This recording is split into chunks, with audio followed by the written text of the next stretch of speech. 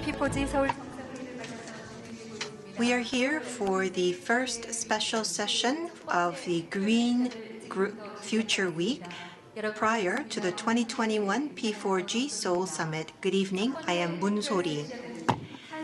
The first special session is the Carbon Neutrality session titled Action of Local Governments Towards Carbon Neutrality under the topic of Local Action Global Change. Local governments are the actors in communicating with the lives of the citizens, and they're at the forefront of changing the world through climate action. We believe that they are the ones who will come up with the diverse ideas to put into action, to come up with breakthroughs as proactive players. We will be meeting representatives of local governments around the world, as well as representatives of the industry and international organizations. We will have an opportunity to share experiences and achievements of carbon neutrality. Let us take a look at ways to cooperate for carbon neutrality. We look forward to your participation until the very end. We have a hybrid session with on-site participation and virtual participation. We have here representatives of 243 local governments from around the world. They are joining us live both online and offline. Let's take a look at those participating online. Good evening, pleased to meet you. Could you wave for us? Please applaud and welcome the online participants. It's a great pleasure to meet you. Thank you very much for your efforts to create greener and cleaner cities. And we also have a great audience on site as well. We look forward to the great stories we will be hearing throughout the session. Let us now commence the session on the action of local governments towards carbon neutrality. The way forward is not something that we can achieve alone by the local governments. We need the help of our citizens. We look forward to your participation. First, we would like to invite Honorable Minister Han Jung-ae of the Ministry of Environment with her opening remarks. Minister, please join us on stage.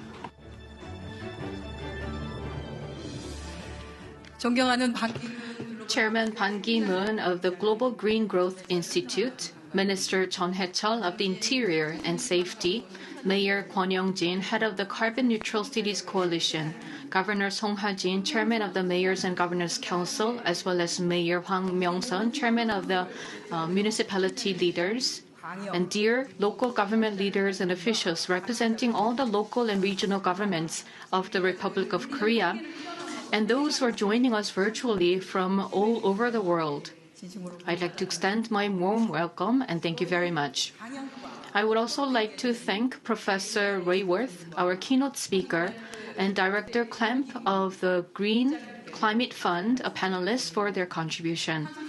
Climate neutrality is the most important issue for the global community, and this is something that we need to address in an urgent manner.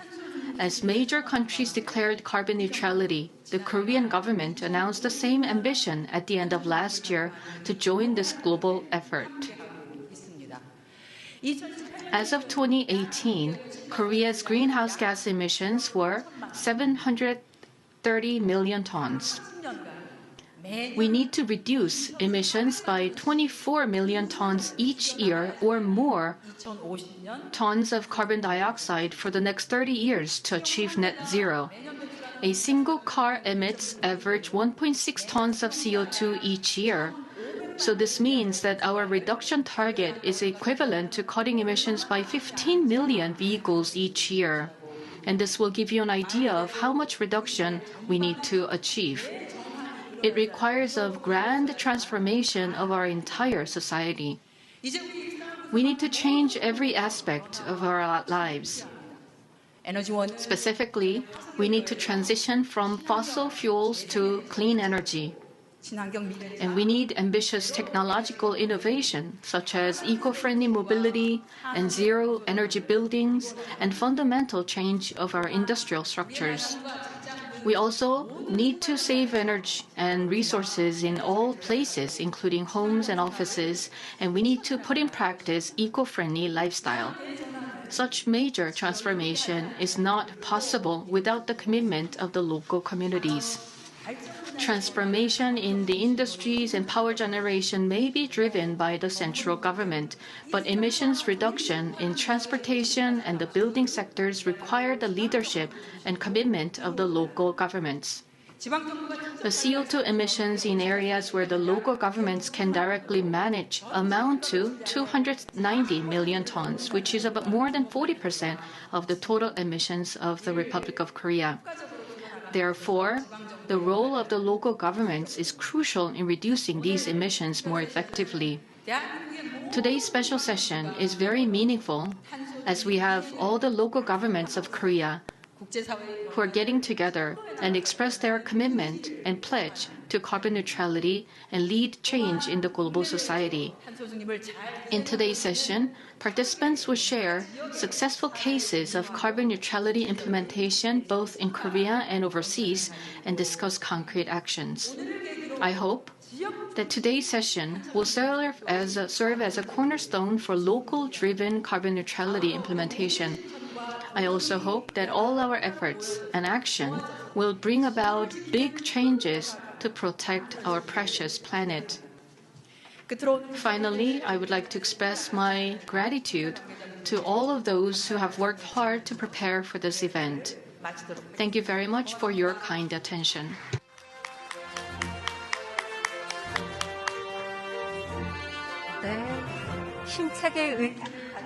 Minister, thank you very much for your remarks. Thank you to Minister Han Jung-hae of the Ministry of Environment for all of her efforts. We would now like to invite Chairman Pan Ki-moon of the Global Green Growth Institute for his remarks. Please welcome the chairman with a big round of applause.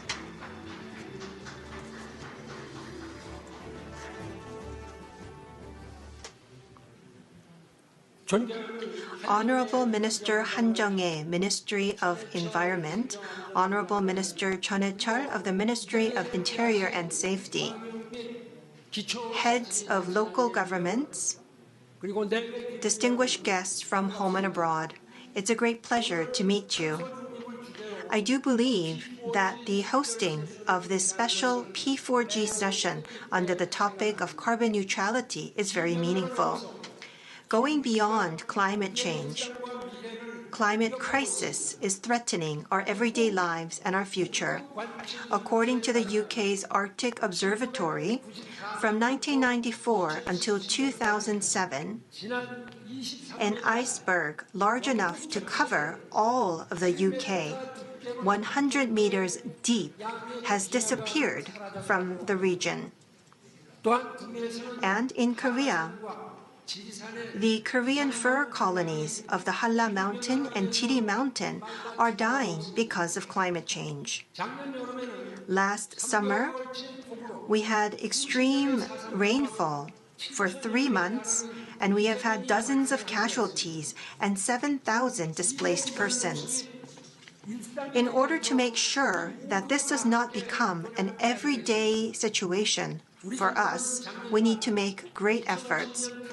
The Republic of Korea has announced the 2050 carbon neutrality last year, and this year we are coming up with a scenario to set the tone for 2050.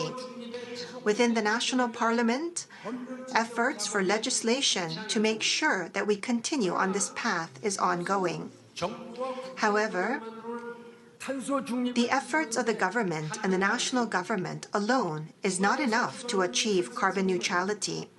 Carbon neutrality led by the central government can move forward quickly. However, it is very difficult to reflect the diversity of different regions. In order to implement carbon neutrality effectively and also to make sure that we reflect the voice of the local areas, we need to make sure that local governments head the efforts for carbon neutrality. We need to make sure that carbon neutrality becomes a part of our everyday lives In order to trigger a great transformation across our society, in order to achieve this, we need the proactive participation of the local governments. And that is why, as we have all of the local governments gathered here, on this occasion, it is very important to share the achievements of carbon neutrality and also to pledge the carbon neutrality for a better future. It is a great pleasure to see this occasion. I do hope that this will become a turning point for the local governments to voice their opinions and also to implement their plans. I also hope that the local governments will continue to implement carbon neutrality through the cooperation, support, and encouragement of everyone here today. The 20th century was an era of growth, but the 21st century is the era of environment. The local governments have competed over benefits of development. Now is the time for us to compete over a cleaner environment and responsibility for the international society. The topic for this session is local action, global change, and as this theme tells us, the action of the local governments is the starting point for international changes. Climate change transcends nations and regions. It's an issue that impacts all parts of the global village. Global carbon neutrality can only be achieved with the participation of every single member of the global village. The active participation of local governments to achieve carbon neutrality will indeed become an important starting point for a global carbon neutrality. Once again, I do hope that today's enthusiastic dialogue will go beyond Korea to overcome climate change and also to make a great contribution to a cleaner planet. Thank you.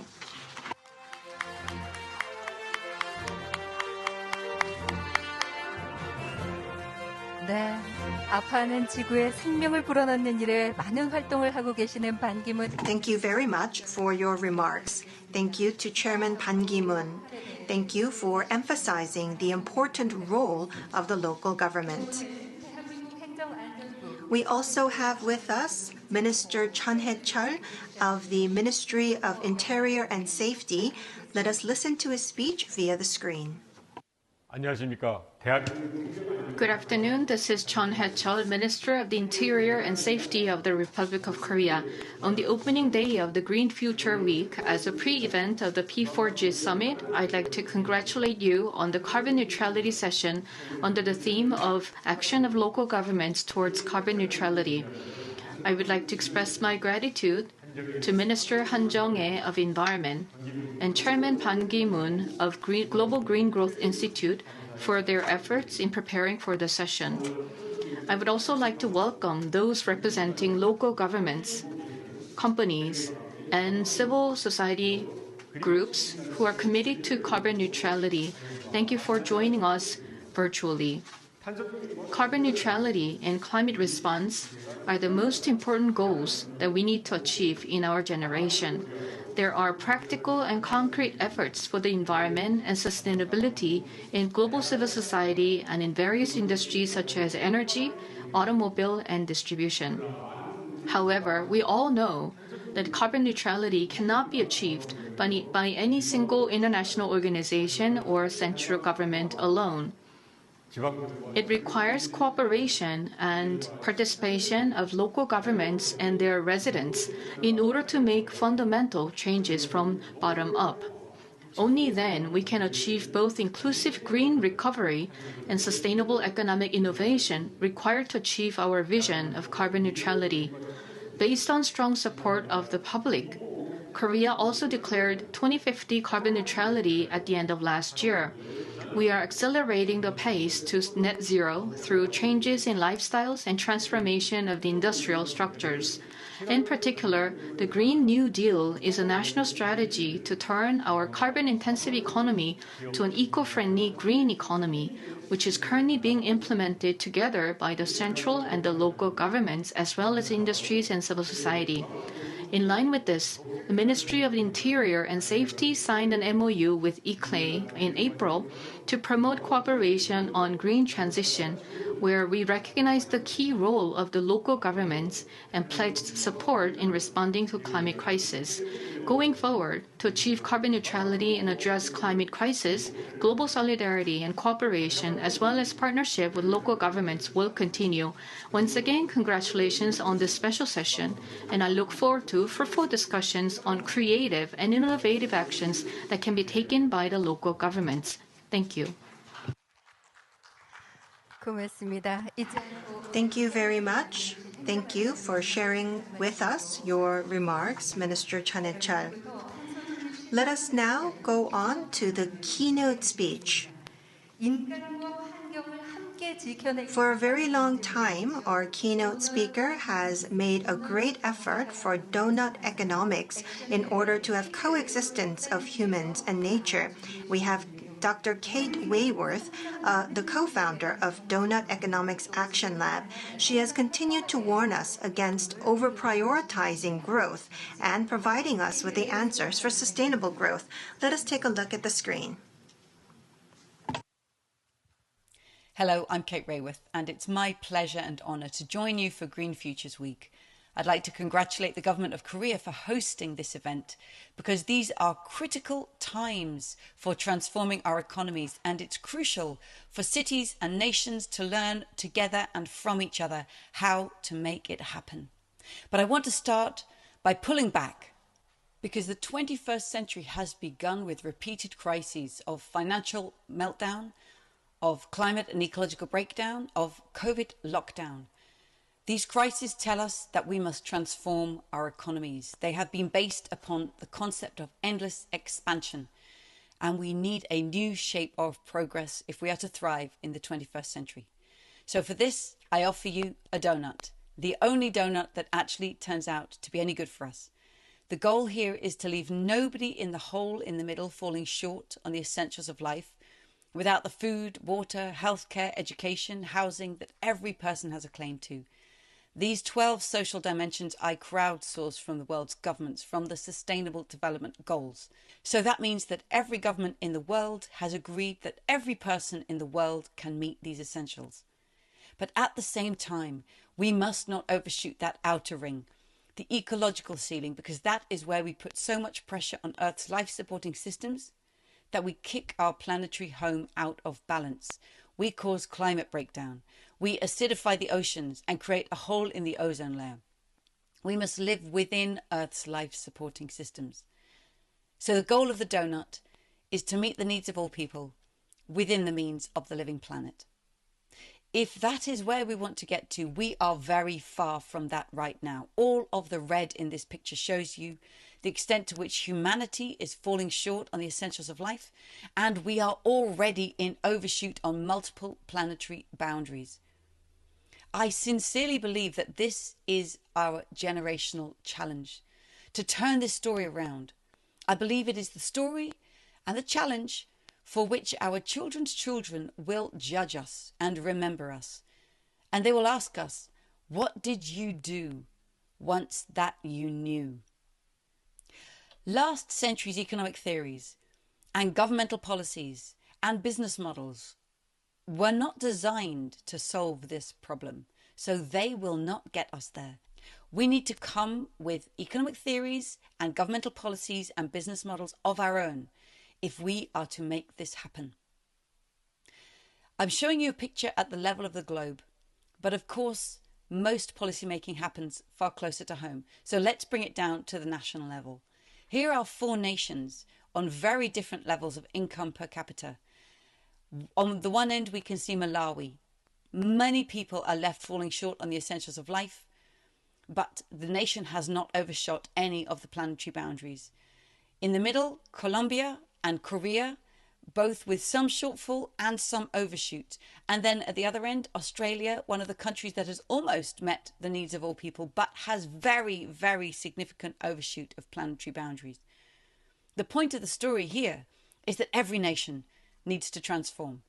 Indeed, if I put these 4 countries in a picture of over 100, you can see that the sweet spot is in the top left-hand corner, where we meet the needs of all people, but do so within the means of the living planet. You can see the 4 countries that I just showed. And what immediately becomes clear is that no country in the world is living in the donut. That we need transformation everywhere, from the low income to the middle income to the high income countries. How can we put ourselves on track to start moving in this direction for the first time in human history? Because no country's economy has moved in this direction before. This takes transformative policy and action.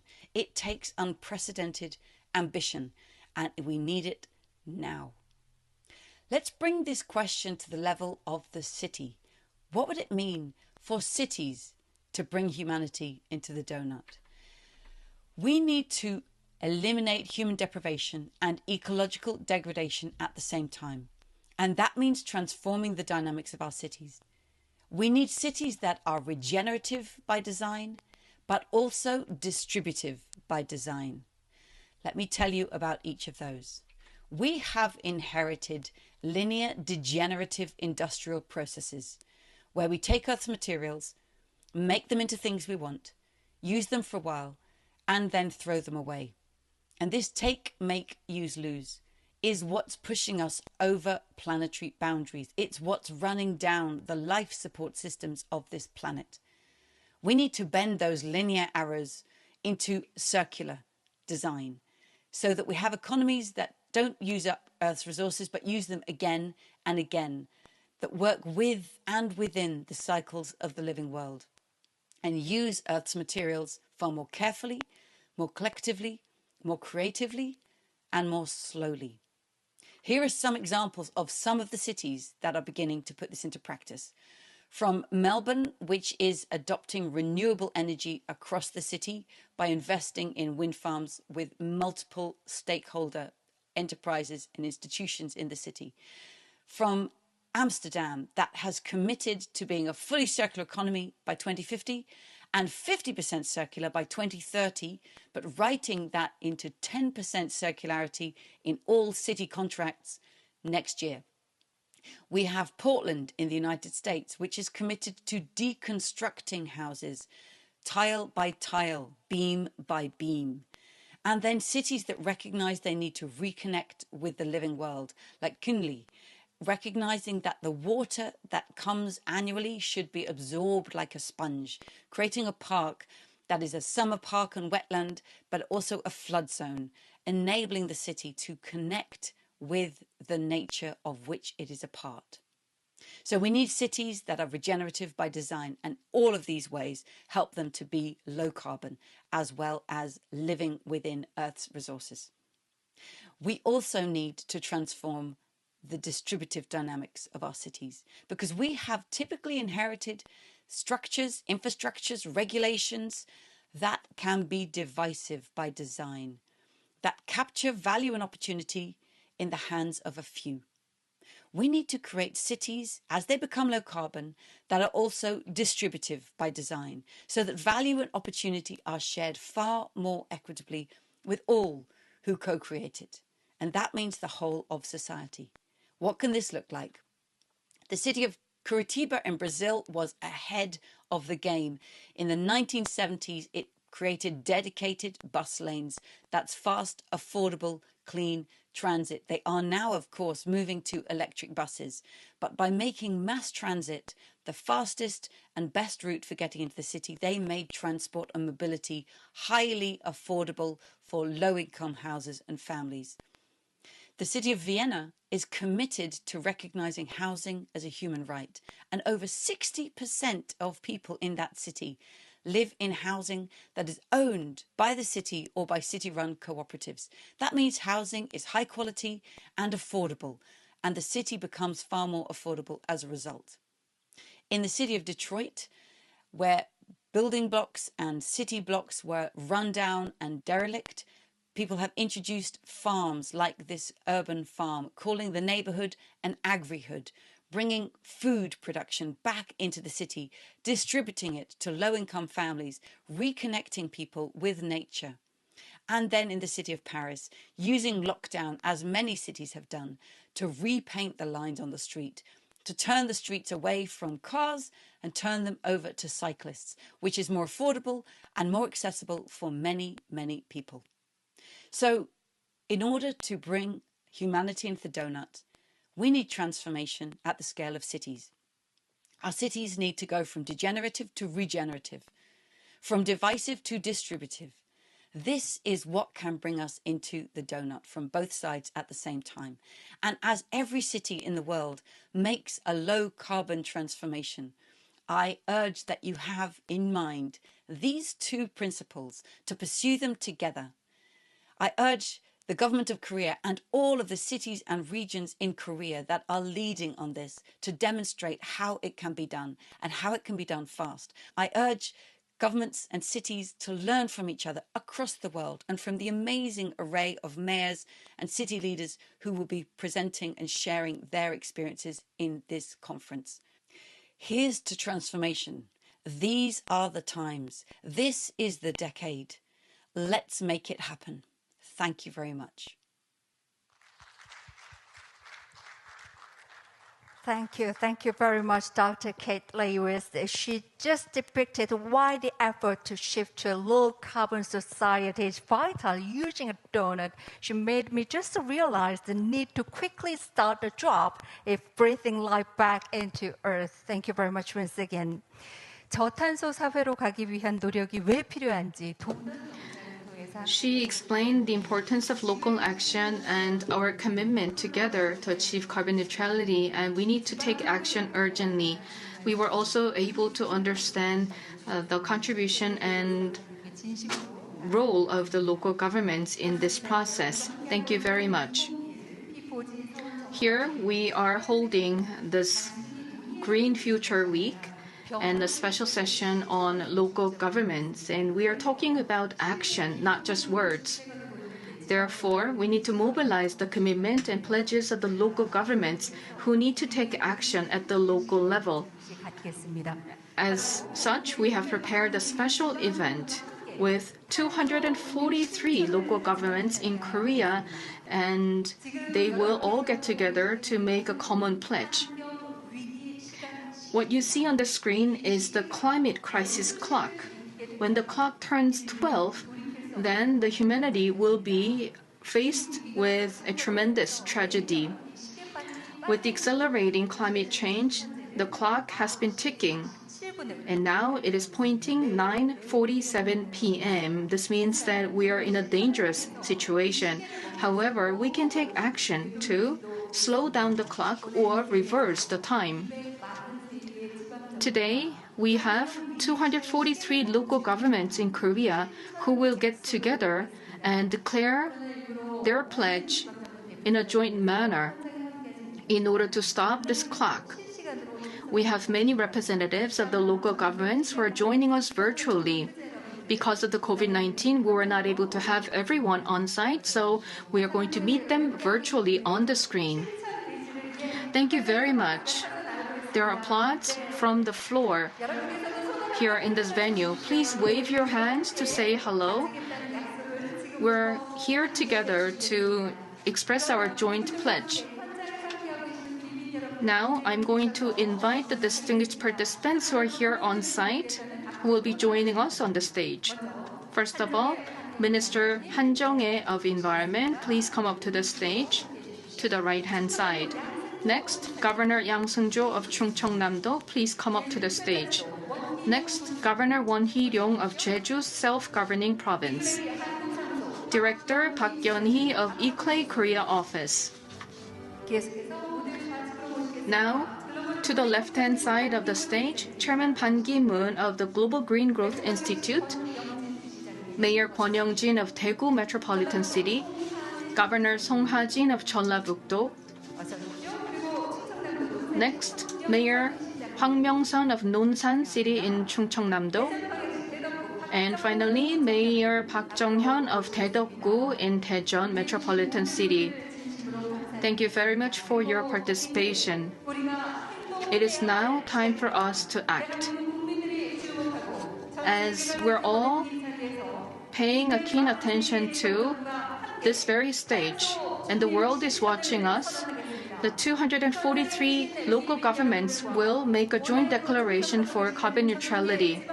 Those who are joining us on-site as well as those who are joining us virtually, please sign on the declaration to express your commitment. May 24th of 2021 will be remembered as a very special day as we have representatives from 243 local governments of the Republic of Korea gathered here together to express their joint commitment to carbon neutrality to overcome climate crisis. Please give a big round of applause to celebrate this occasion.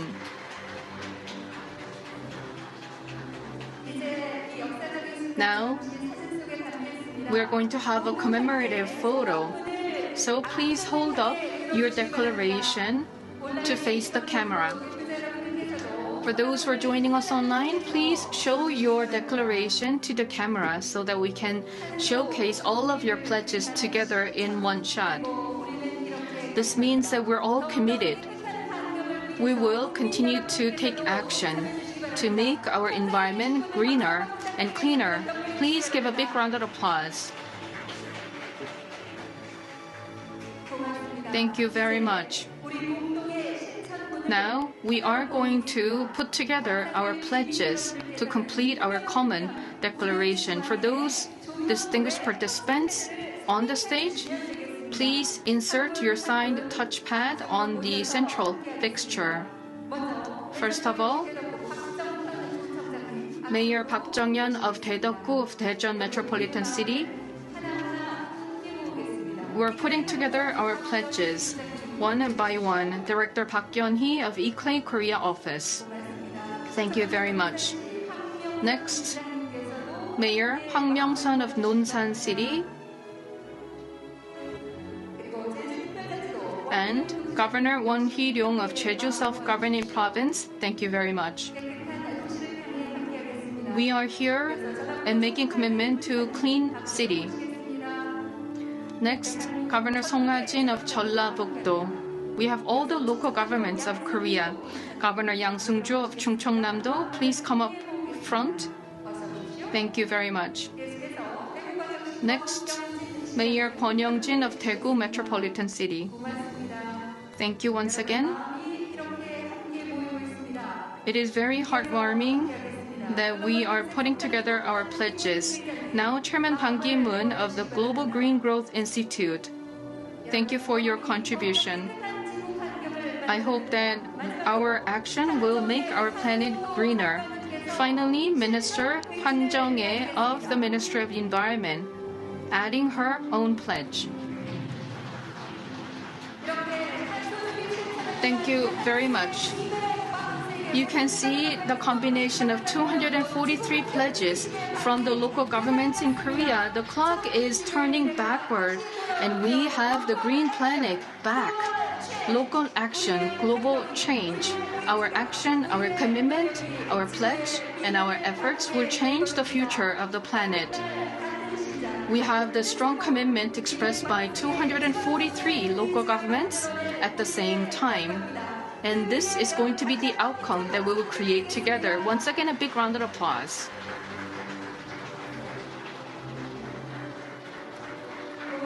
Thank you very much.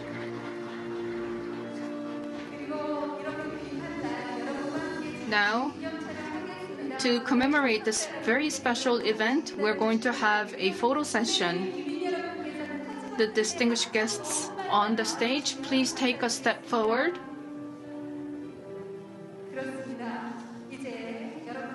Now, together with all of the participants, we are going to remember this day as we have made common pledge to carbon neutrality and contributing to greener environment. We're going to take a photo together. Please face forward. And representatives of the 243 local governments are joining us virtually. Let's make a big round of applause once again to celebrate this very important event. Thank you very much. and our citizens are together. Once again, thank you very much. For those who are representing 243 local governments and municipalities in Korea, thank you. Now please return to your seats.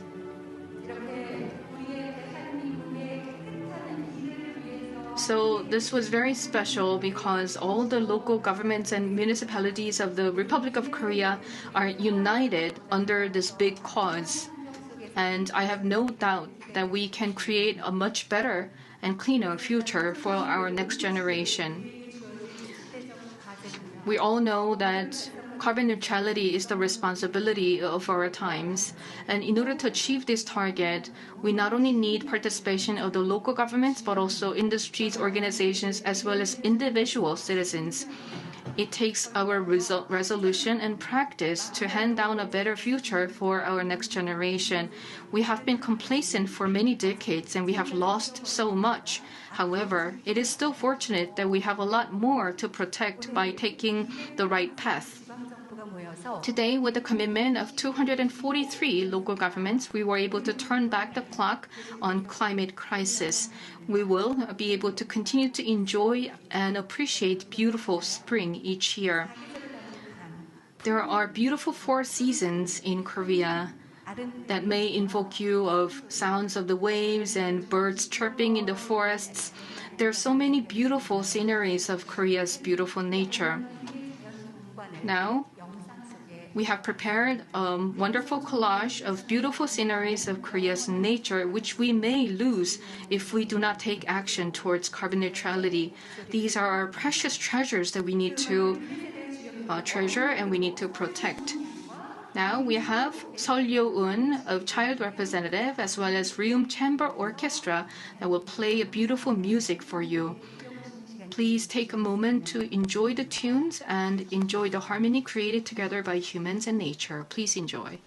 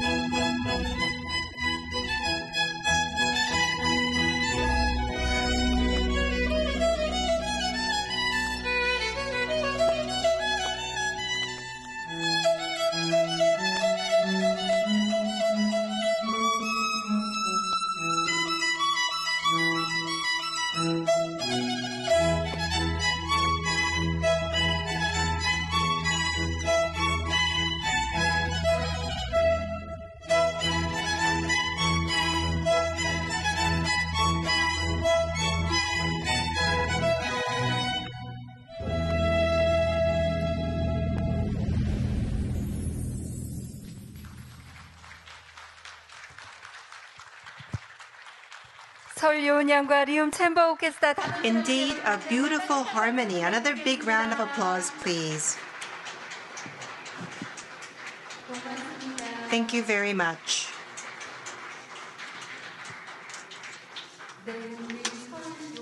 We had our young violinist, Seol Hyo-eun, and we can all picture the bright and green future we wish that she can live in. We live in an era where we cannot see the stars in the sky, but I hope that we can return to a world where we can be comforted by looking at the stars in the sky. I hope that was a great opportunity to picture a beautiful nature.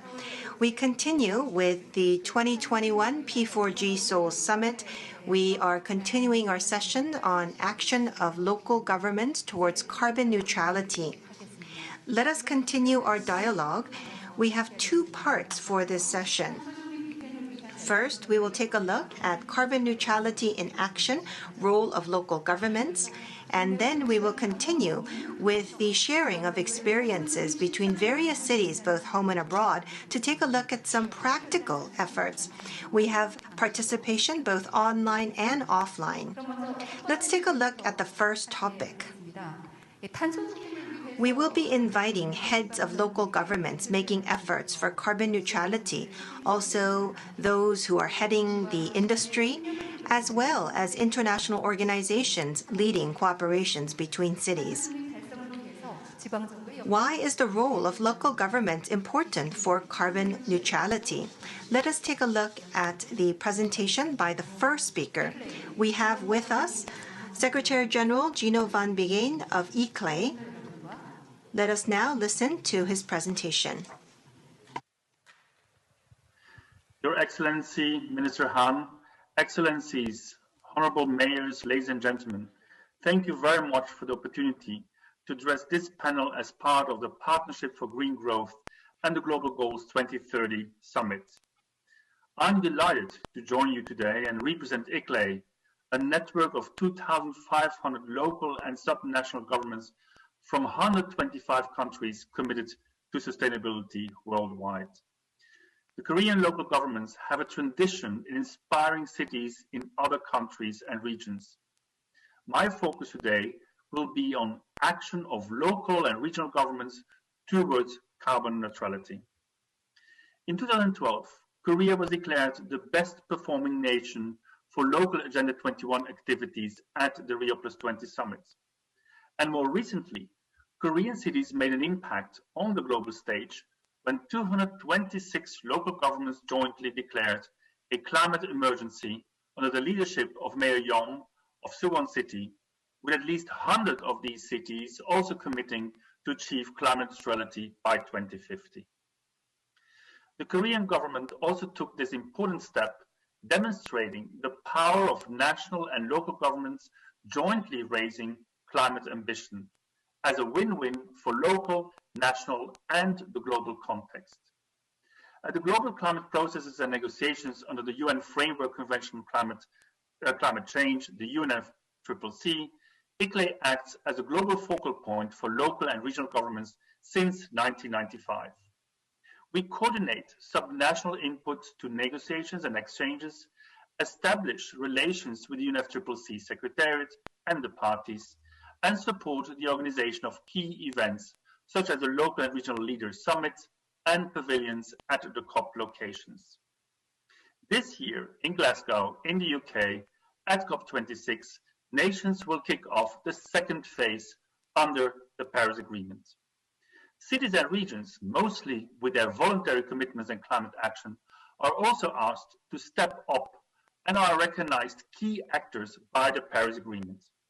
This recognition comes with new and important responsibilities, including the setting and the achieving of climate neutrality goals at the very latest by 2050 to aim to limit global warming to 1.5 Celsius degrees. The success of COP26 will largely depend on action at home before arriving to Glasgow. Joint climate action efforts need the engagement of all mayors and governors, councillors and officials in every city, town, county, province, and regions in the world. Your commitment and your action is needed now before the COP26. The NDCs that were approved in phase 1 of the Paris Agreement need now to become more ambitious in order to achieve climate neutrality at 1.5 degrees Celsius global warming through multi-level action. Therefore, the COP26 will be meaningful and successful only if each and every nation brings such new ambitious national plans that engage their local and regional governments in the design and the implementation of their own NDCs. The local governments and municipal authorities constituency, the LGMA, to the UNFCCC, facilitated by ICLE as a focal point, has defined a 7-pillar multi-level action COP roadway towards Glasgow. Our COP26 roadmap starts by raising ambition by ensuring thousands of cities and regions to join the race to zero and encouraging ambitious reductions by 2030 in line with science. ICLE will support its members in this process through our ICLE Climate Neutrality Framework. The other 6 pillars of our roadmap are to include cities and regions in the second NDCs through multi-level and collaborative action, to increase the access to finance and encourage divestment from fossil fuels, to connect climate action to national and international COVID-19 recovery and redesign programs, to explore synergies between climate action, nature preservation, and the circular economy, to connect ministers that are responsible for urbanization, culture, family, health, education, and youth to the ministerial climate debates before and at COP26. And finally, to connect climate action to climate justice and social equity. In this overall context, we welcomed the good practices on multi-level action demonstrated at the Leaders Climate Summit on 22nd of April. We were encouraged by the fact that the US, in its second NDC, is more ambitious as it builds upon the commitments of US cities and US states. In Japan, out of more than 300 cities and prefectures committed to achieving net zero emissions by 2050, 100 of these will adopt ambitious targets to contribute to the national target of a 46% greenhouse gas reduction by 2030. Building on the history and tradition for climate and sustainability action in Korea, we look forward to welcome the second Korean NDC to the Paris Agreement very soon. In that respect, we are delighted to have extended our MOU with the Korean government for another 10 years. This ensures that we can continue our operations in Korea, ongoing since 2003, throughout these crucial decades of sustainability action and ecosystem restoration. ICLE stands ready to explore further opportunities to closely work with the Korean government and local governments together on these climate issues, making Korea a model country for multi-level climate action. Ladies and gentlemen, thank you very much for your kind attention, and I wish you a very good proceeding of your discussions. Thank you. Thank you. Thank you very much, Secretary General, for giving us the opportunity to think about what roles cities have as the main agent of cooperation and solidarity. 협력과 연대 주체로서 과연 도시가 어떤 역할? Thank you very much for reminding us of the role of the cities for cooperation and solidarity. Thank you very much for your presentation. In the case of Germany, they will be introducing carbon tax this year, and they are hitting up their speed towards carbon neutrality. So we will now be inviting the mayor of Bonn, also the co-chair on climate action at ICLE, Mayor Katja Donner. She will be talking to us about the importance of cooperation between the stakeholders within the city. Mr. Chairman, Excellencies, fellow leaders in Korea and around the world, I thank and commend the Korean government and in particular the Korean Ministry of Environment to hosting this outstanding dialogue and for demonstrating leadership on the race to zero and towards multi-level action. I speak to you as the Mayor of Bonn and co-chair for climate action on the Global Executive Committee of ECLAI, Local Governments for Sustainability. Mayors do not have to be convinced of the climate emergency. We are experiencing it firsthand. Only diligent, collaborative and holistic action may secure the future of our cities and citizens. This applies locally, nationally and globally. Bonn is a pioneering and responsible city in Germany and the EU. It has been home to UN Bonn and to the Climate Secretariat for 25 years. And we have been demonstrating our climate ambition and action since the 1990s. Our City Council has committed to achieve climate neutrality by 2035 at the latest. This path is jointly driven by our citizens and my administration. Achieving climate neutrality and social cohesion go hand in hand. The climate crisis can only be overcome by getting our residents, stakeholders and decision makers on board. On this behalf, Bonn for Future was launched in 2020 as a bottom-up process driven by civil society, which is closely linked with my city administration. Bonn for Future will guide us on the way to a climate-neutral Bonn. Our priorities have been placed on the fields of mobility to stimulate both technological innovation and changes of mobility patterns, and on stepping up the use of renewable energy. Our current energy split is almost 70% renewables. We will align our efforts with our sustainability strategy of 2019 and will continue using our reporting systems, in particular the CDP ECLAI Unified Reporting Platform and the Voluntary Local Review, enabling our national government to mainstream them in their endeavors. Last year, the leadership from hundreds of Korean local governments paved the way for the Korean national commitment to climate neutrality by 2050. With the new ECLAI Climate Neutrality Framework, ECLAI will support cities and regions willing to take a bold move towards climate neutrality and ambitious 2030 targets so that they can join the UNFCCC Cities Race to Zero campaign. I invite Korean local governments to benefit from this support. I commend local governments and the Korean national government for their close collaboration and encourage them to continue on this path in order for a strong 2030 target through multi-level collaboration to be enshrined in the Korean nationally determined contributions to be submitted before COP26. ECLAI is also calling for the first ever climate and urbanization ministerial dialogue. Through the exemplary collaboration of Korean local governments with all respective ministries, I am confident that our Korean partners will be among the strongest supporters of their efforts. Let us together advocate and practice the multi-level and collaborative climate action as one of the most unique elements of this Paris Agreement. Let us take our ambition to Glasgow this December and beyond. Together, let's walk the talk of Paris.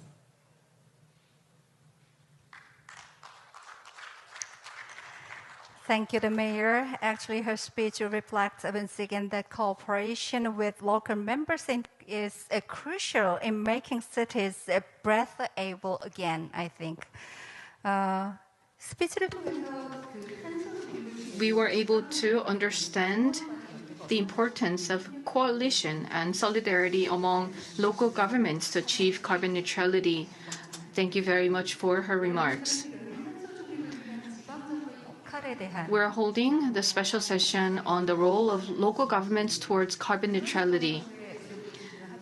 As we all understand, the local governments have a key role to play, but industries also have to take their part. We need to understand what businesses are doing to achieve carbon neutrality and what they can do together with local governments. Now, I'd like to invite Chairman Jung Eui-sun of Hyundai Motor Group, which is a leading automobile company, and he's going to discuss his role and his company's contribution. Good day, ladies and gentlemen. My name is Eui-sun Chung, Chairman of Hyundai Motor Group. I'd like to express my sincere appreciation to Minister of Environment, Ms. Han Jung-hae, for inviting me to this meaningful conference. I would also like to thank Mr. Ban Ki-moon, Chairman of the National Council on Climate and Air Quality, and Minister of the Interior and Safety, Mr. Chon Hae-chol, Governor of Tokyo, Ms. Koike Yuriko, Mayor of the Federal City of Bonn, Ms.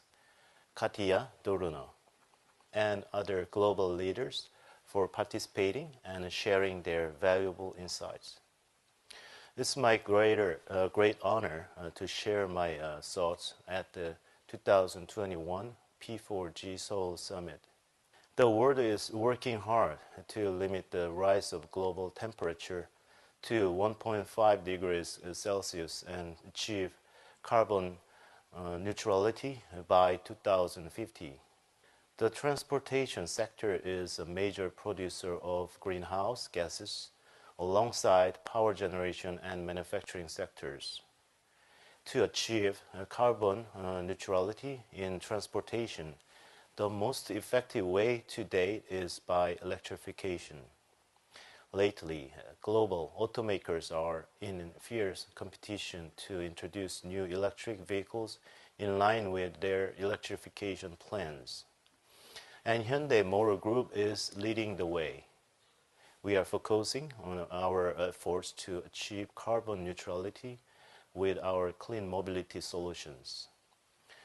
By channeling our resources into electrification, we have already introduced 13 EV models around the world. In addition, we are a global leader in hydrogen mobility. Using our advanced fuel cell system technology, Hyundai Motor Group has supplied 14,000 units of NEXO fuel cell electric SUVs worldwide. And currently, we are expanding the application of our hydrogen vehicles to the commercial vehicle sector, starting with our Hyundai Accent fuel cell heavy-duty truck. In Korea, major cities such as Seoul, Ulsan, Changwon, and Gwangju are establishing hydrogen refueling infrastructure to expand the use of hydrogen fuel cell electric buses. These cities are also offering financial support to logistics companies so that they can purchase hydrogen buses at similar prices to traditional buses.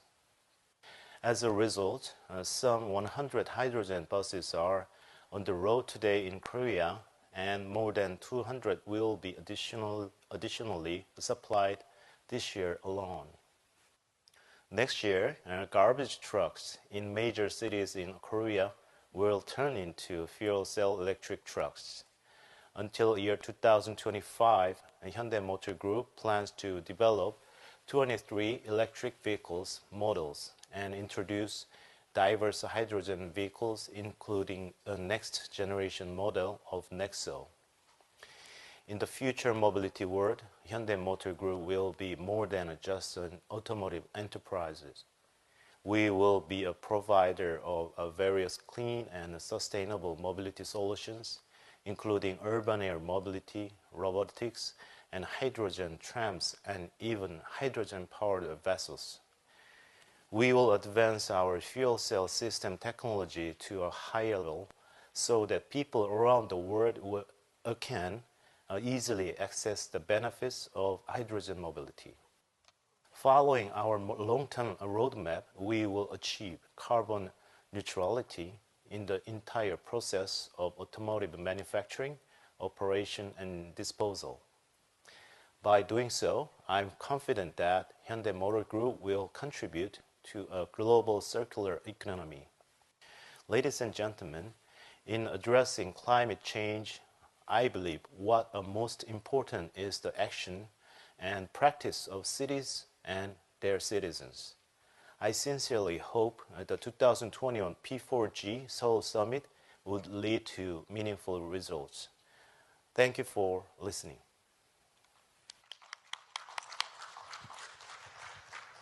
Thank you very much for the insightful presentation. I look forward to seeing Hyundai's mobility technology become the catalyst to achieve carbon neutrality. 현대 자동차 그룹이 I look forward to the future technologies of Hyundai propelling the way forward to achieving carbon neutrality. And we also definitely need the participation of the citizens. Thank you very much for the presentation. Let us now go on to a governor of Korea. We have here with us Governor Yang Seung-jo of Chungcheongnam-do, and he will talk to us about the role of local governments for carbon neutrality. Please welcome him with a warm round of applause.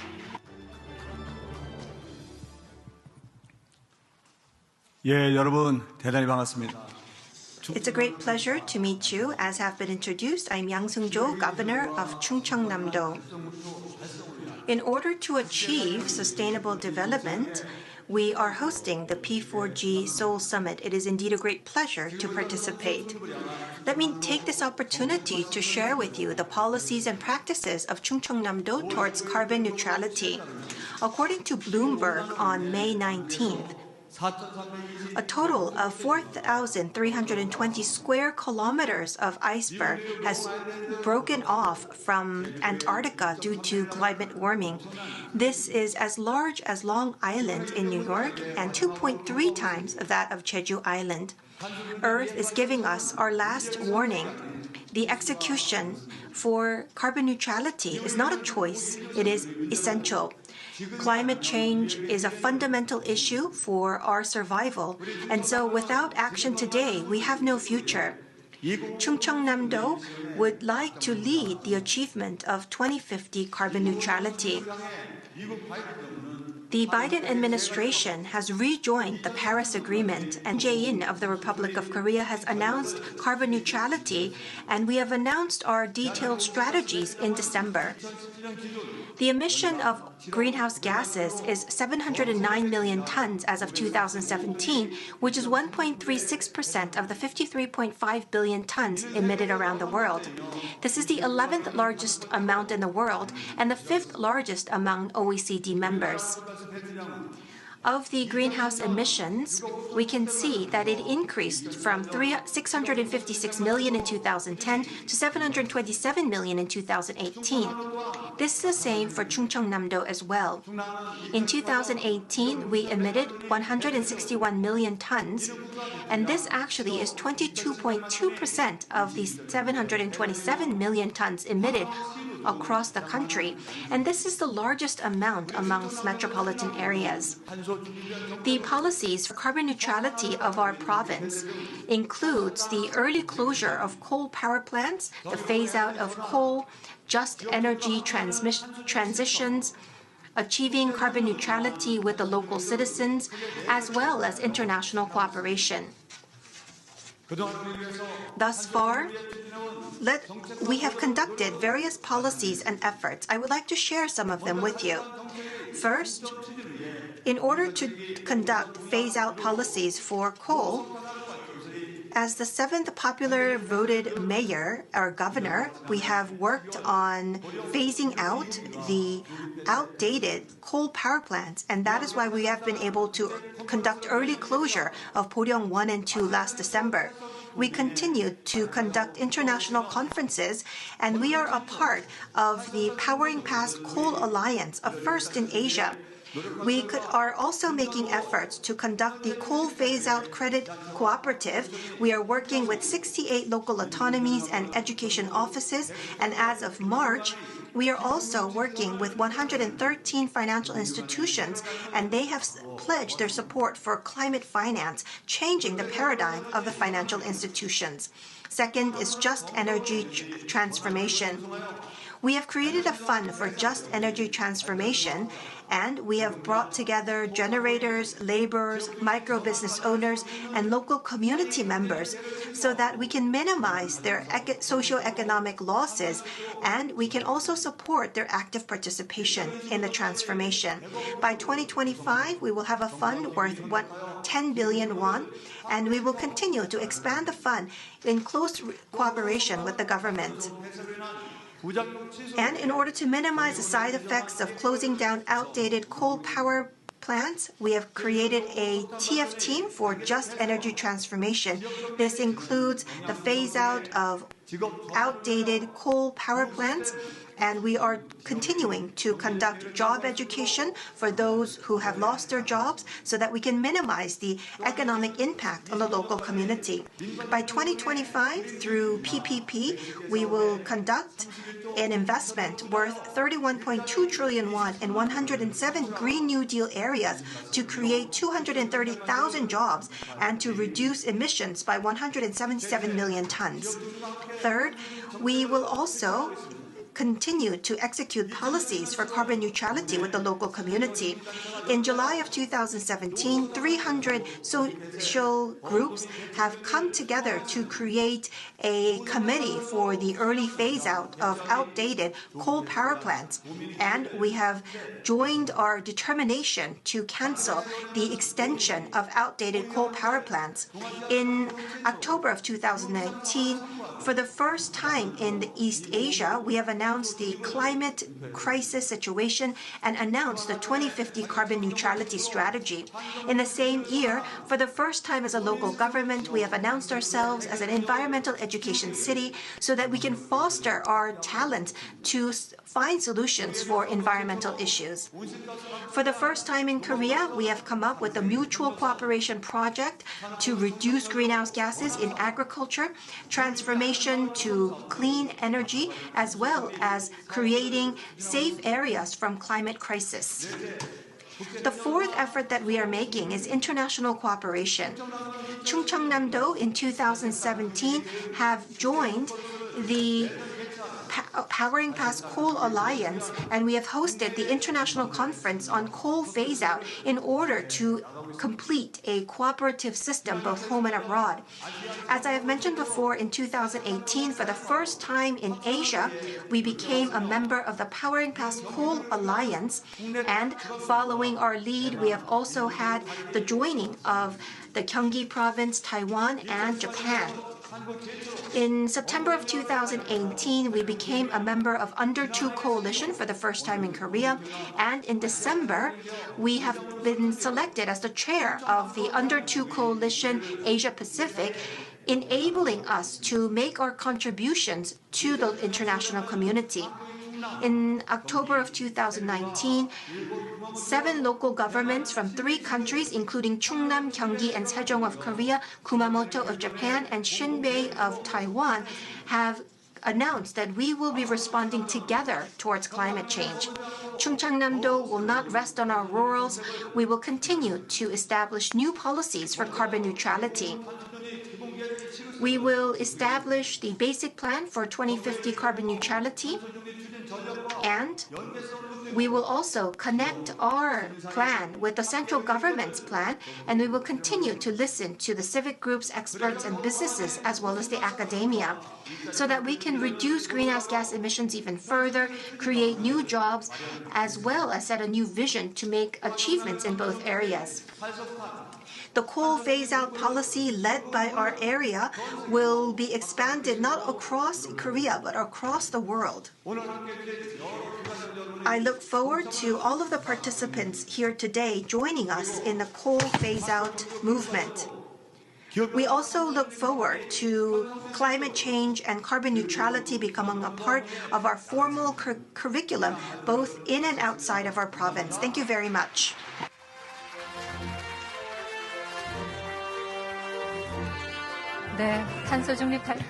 Thank you very much, Governor Yang Seung-jo, for his presentation. He expressed his commitment to carbon neutrality. Thank you very much. We were able to understand the specific cases in which carbon neutrality is pursued while promoting inclusiveness and public good.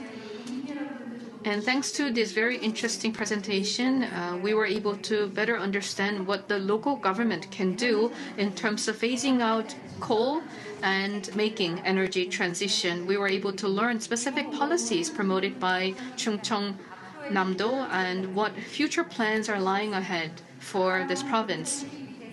In order to preserve our precious planet, we all need to work together. For instance, we may use a reusable cup, or we may continue to reduce the use of plastics. This may cause some inconvenience in our everyday life, but this is something that we need to bear as we are responsible for protecting the environment. As all of us are together on this journey, we will be able to achieve a bigger outcome. We're having this very special session on carbon neutrality as part of the Green Future Week. We listened to the 4 presentations. Now, we are going to have an in-depth panel discussion on what the local governments can do in promoting carbon neutrality. We have the panel members who are representing local governments and municipalities of Korea. I look forward to very detailed and specific discussions on this topic. First of all, I would like to invite the moderator who will lead the panel discussion. We have with us Mayor Park Jung-hyun of Daedeok-gu in the Daejeon Metropolitan City. He's been also working as a local environment activist. Hello, everyone. I'd like to ask for a big round of applause. Thank you very much.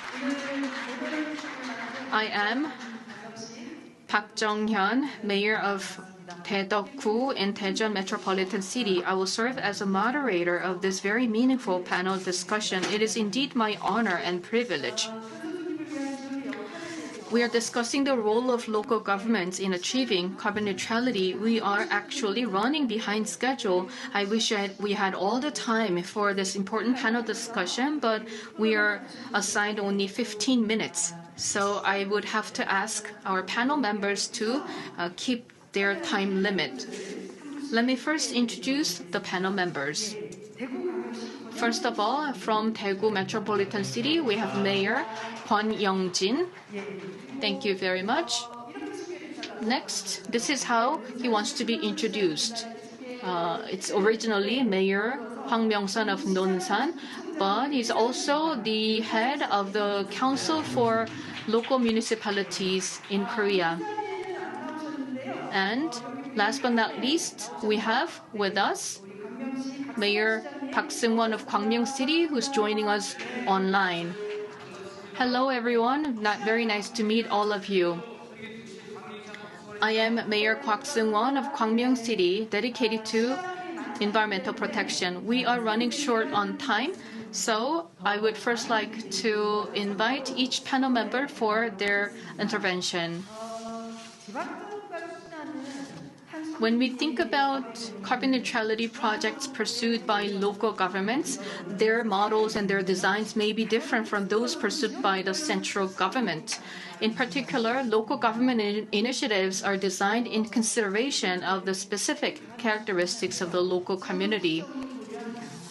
So when it comes to the specific and tailored strategy for the local government, how should we approach this? Well, carbon neutrality needs to be implemented in the local areas, and the voluntary participation and implementation of the local community is essential for carbon neutrality. Especially in the case of Daegu, the industrial structure is quite outdated. And because the industrial structure is outdated, it also means that we have excessive consumption of energy. And Daegu is also a valley. And during the summers, that makes us one of the hottest areas in Korea and one of the colder regions during the winter. And therefore, we consume quite a bit of energy for air conditioning and heating. So from this perspective, in order for Daegu to become carbon neutral, we will need to become more proactive and lead the way. We hope to first work with mobility. So we are in the process of transforming our mobility into electric vehicles. During the last 3 years, we have had the #1 percentage of EVs in Korea. And we also wish to use water-based renewable energy. In Daegu, we have rivers, and we also have reservoirs to protect heat islands, and all of them use renewable energy. And when we regenerate water, a lot of energy is consumed. And so, through utilizing high-tech water refinery technologies, we hope to reduce the amount of energy that we consume. And we need to continue to plant more trees. In Daegu, we have actually planted about 50 million trees in the last 50 years, and that actually brought our temperature down. Not only is it an energy efficient way, but planting trees actually makes the whole city energy efficient. We can also use trees to fight off fine particles in the air. And in order to become more systematic in our approach, we need to come up with a citizen consultative body for carbon neutrality, especially for industries and mobility that is energy intensive. We will be discussing those sectors, and the consultative body will be launched in June. We are looking forward to the voluntary participation of the citizens so that we can lead the achievement of 2050 carbon neutrality. Yes, indeed, we look forward to the efforts of Daegu in using mobility, planting of trees, as well as water, and we look forward to the experiment of Daegu in inviting the participation of the citizens. Let us go on to Mayor Hwang Myung-sun. I would like to ask you a question. In promoting carbon neutrality, I believe that the role of the local government is really important. That has been the key message. Because the local governments better understand the local situations and the local needs, I believe that that's the strength of the local government in pursuing carbon neutrality. And in implementing carbon neutrality, we need to accumulate a large amount of data, which may be quite challenging. So in terms of building an inventory at the local government level, what is the significance and what are the challenges? Because we have Minister of Environment here on site, and if you share your challenges, then these may be taken into account by the ministry. I don't know how honest I can become, but I believe that this is a very important and meaningful session because the special session is on the role of local governments and what significant contribution can be made by the local governments. And once again, it reminds us of the importance of local action at the local level. We have 243 local governments and municipalities who are joining us for this special session. I would say that this has huge implications on the civil society and local governments of all over the world. When you look at other countries as well, you may find that this type of concerted effort is very significant and it is rather very special. In April, I had a chance to meet with Minister Han Jong-ae of Environment, and we discussed the role of the central government and the role of the local governments in pursuing carbon neutrality. The national government is in charge of making a national strategy and national plan. Then strategies and plans will be implemented by the local governments. If the local governments do not have specific implementation plans, such national strategies may not be effective, especially when it comes to the inventory stocking. This has to be done by the local governments in order to understand how much emissions are produced and emitted in which areas. Currently, we have the national level statistics on greenhouse gas emissions, which is managed by the Ministry of Environment. But when it comes to the data building at the local municipalities, there's some shortage. And there are limitations as to what the municipalities can do in inventory building. Therefore, we may not have a better understanding of the specifics of the local municipalities. And also there are differences in terms of the formats and the types of data gathered by the central government versus those gathered by the local governments. I would like to say that the statistics need to include reliable data. Therefore, the central government has to be in charge of managing and producing statistics, but the basic input should be provided by the local governments. So, Minister Han, so you heard the message, right? And I believe that there should be more specific support from the ministry as well. Let us go to Mayor Park Seung-won. In the process of pursuing carbon neutrality by a local government, just like Mayor of Daegu has mentioned, citizen participation is very important. Gwangmyeong is an area well known for very active civic activities. We envy you for that. Mayor Park Seung-won, could you talk to us about citizen participation and what is the synergy effect with policies that you have in place? Well, today's topic is the effort and role of local governments for carbon neutrality. One of the important roles of local governments is to be with the people and to cooperate with the people. Without doing so, it would be very difficult to make any achievements. Gwangmyeong actually has a new department for climate energy. And we also have the gathering of citizens to create an energy cooperative. And so we have a solar power plant cooperative. And within the Gwangmyeong City University, we also have a department related to climate change so that we can foster talent in this area. So citizen education, campaign, fostering of lecturers in climate energy, creating a platform for dialogue among citizens, and creating opportunities for citizen participation by supporting citizen groups are just some of the work that we are doing. Ultimately, we hope that all citizens of Gwangmyeong will become a soldier for climate change. And that is why we are working with various citizens and civic groups to conduct a wide variety of activities. At the Energy Cooperative in Gwangmyeong, we have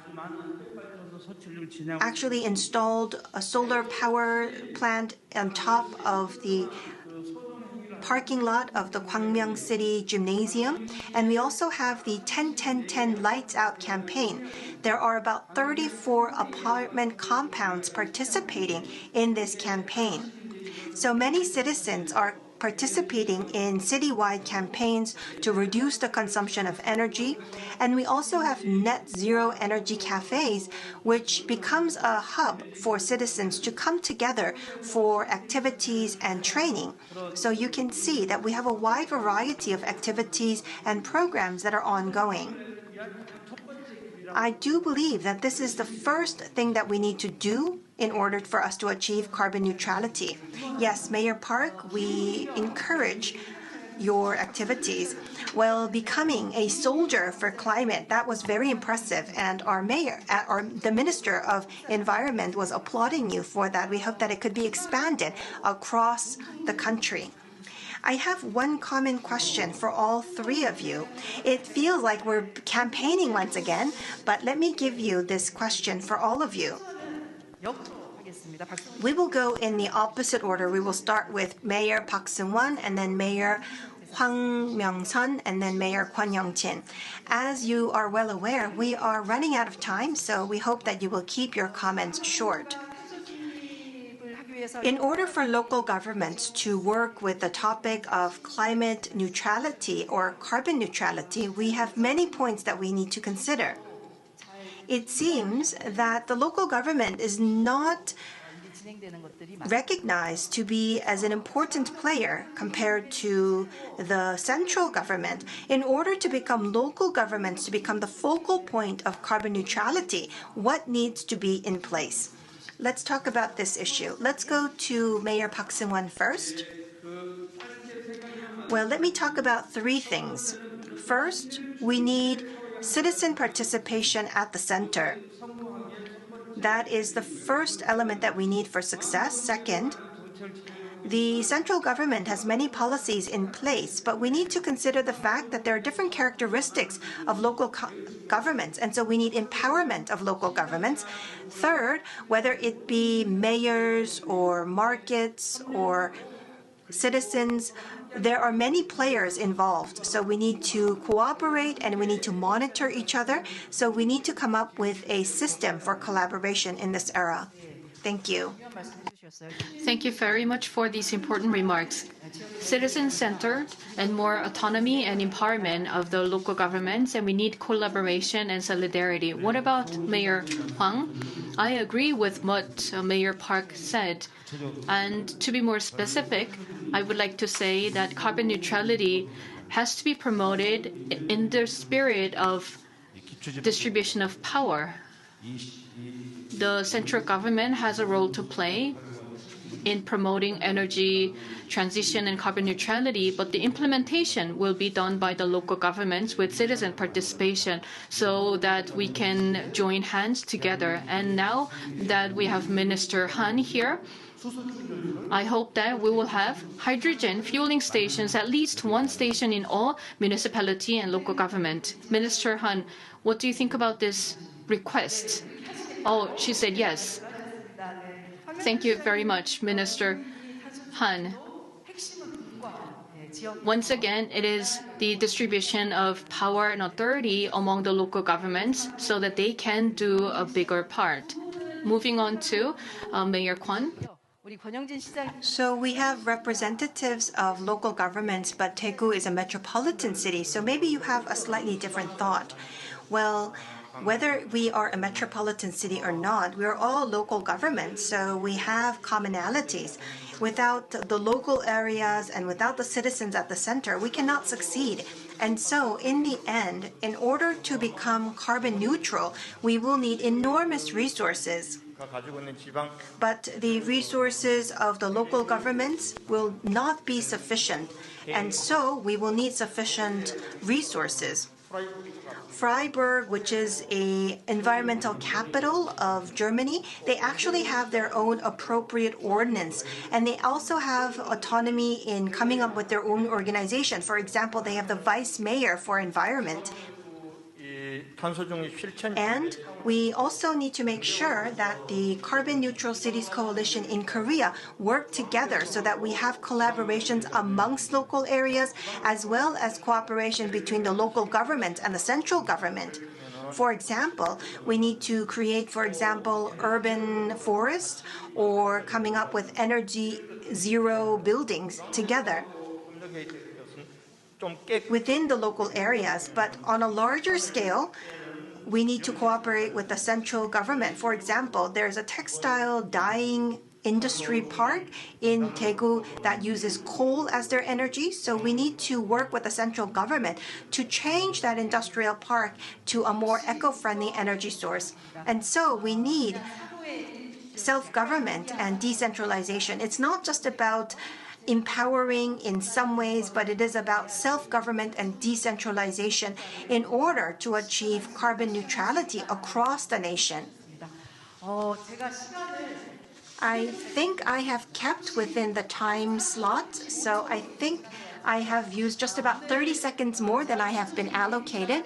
So we are here to talk about the action for local governments towards carbon neutrality. We talked about the necessity of citizen participation as well as the empowerment of the local areas in order to achieve 2050 carbon neutrality. And so that brings us to the end of the discussion for this session. Thank you very much to our three discussants.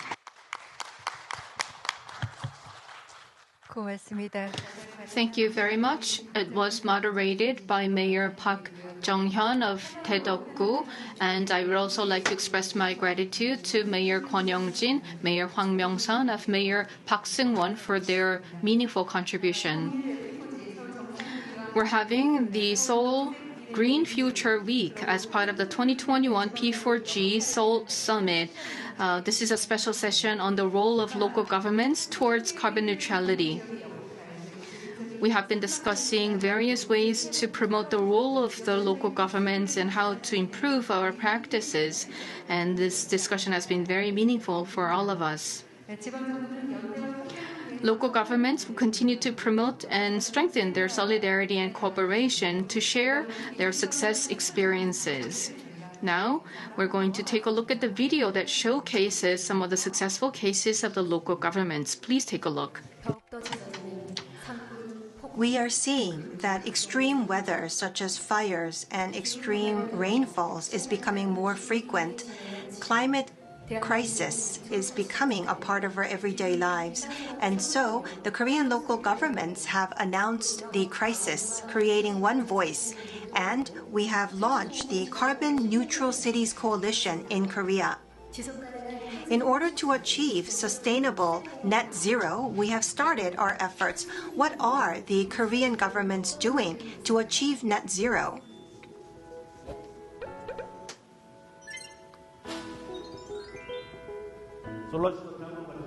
The Solashido PV is 1.58 square million meters, and it's a size of 190 football fields. We are creating an eco-friendly city. We believe that we can lead Korean New Deal.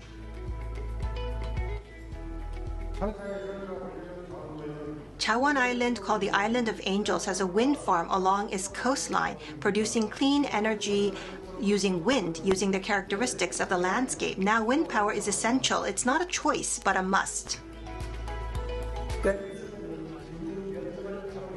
Floating solar power generation using unoccupied areas on water is being used in this area, and it is the best solution utilizing limited national areas. Hapcheon will produce energy enough for 60,000 people, and that actually is enough for 44,000 people currently living in the area.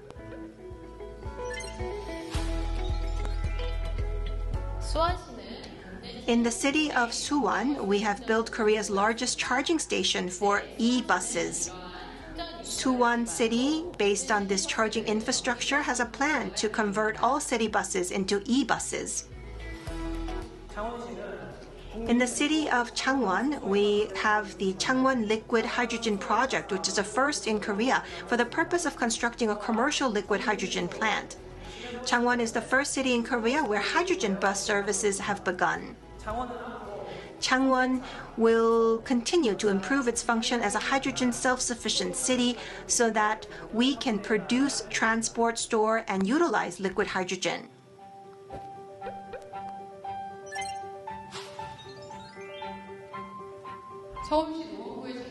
Located in Nowon of Seoul, we have the Nowon Zero Energy Complex. It is a carbon-free housing complex. The indoor temperature is maintained at 26 to 28 degrees in the summer and 22 to 20 degrees in the winter. And the energy it needs are met by solar and geothermal energy. This housing complex is an example showcasing a transition to eco-friendly housing.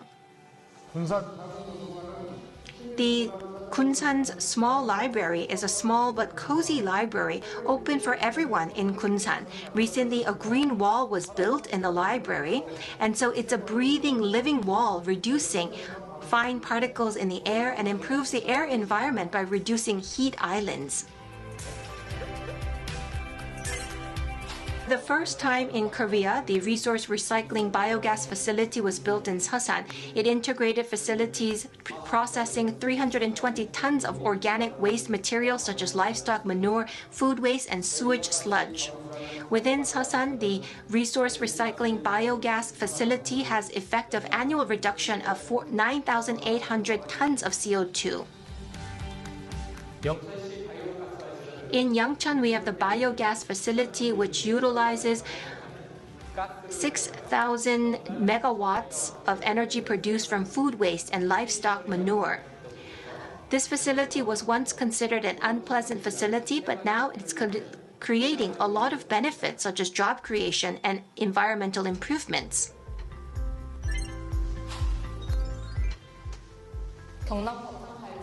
Located in Gyeongsang, there is a small eco-friendly stream, and the water quality was improved using charcoal, and the restoration of crayfish, an indicator of species as the first grade water, has been revived. Healthy streams and rivers maintain healthy oceans and seas. In the city of Andong, we are taking the lead in establishing a healthy water circulation system by collecting rainwater and reusing it for road watering. The reused water is ultimately processed through low-impact facilities, and we are responding to climate changes. Across the country, we have innovative changes and local action which are leading to global changes. Each and every Korean is leading global climate action. 네, 고맙습니다. Thank you very much.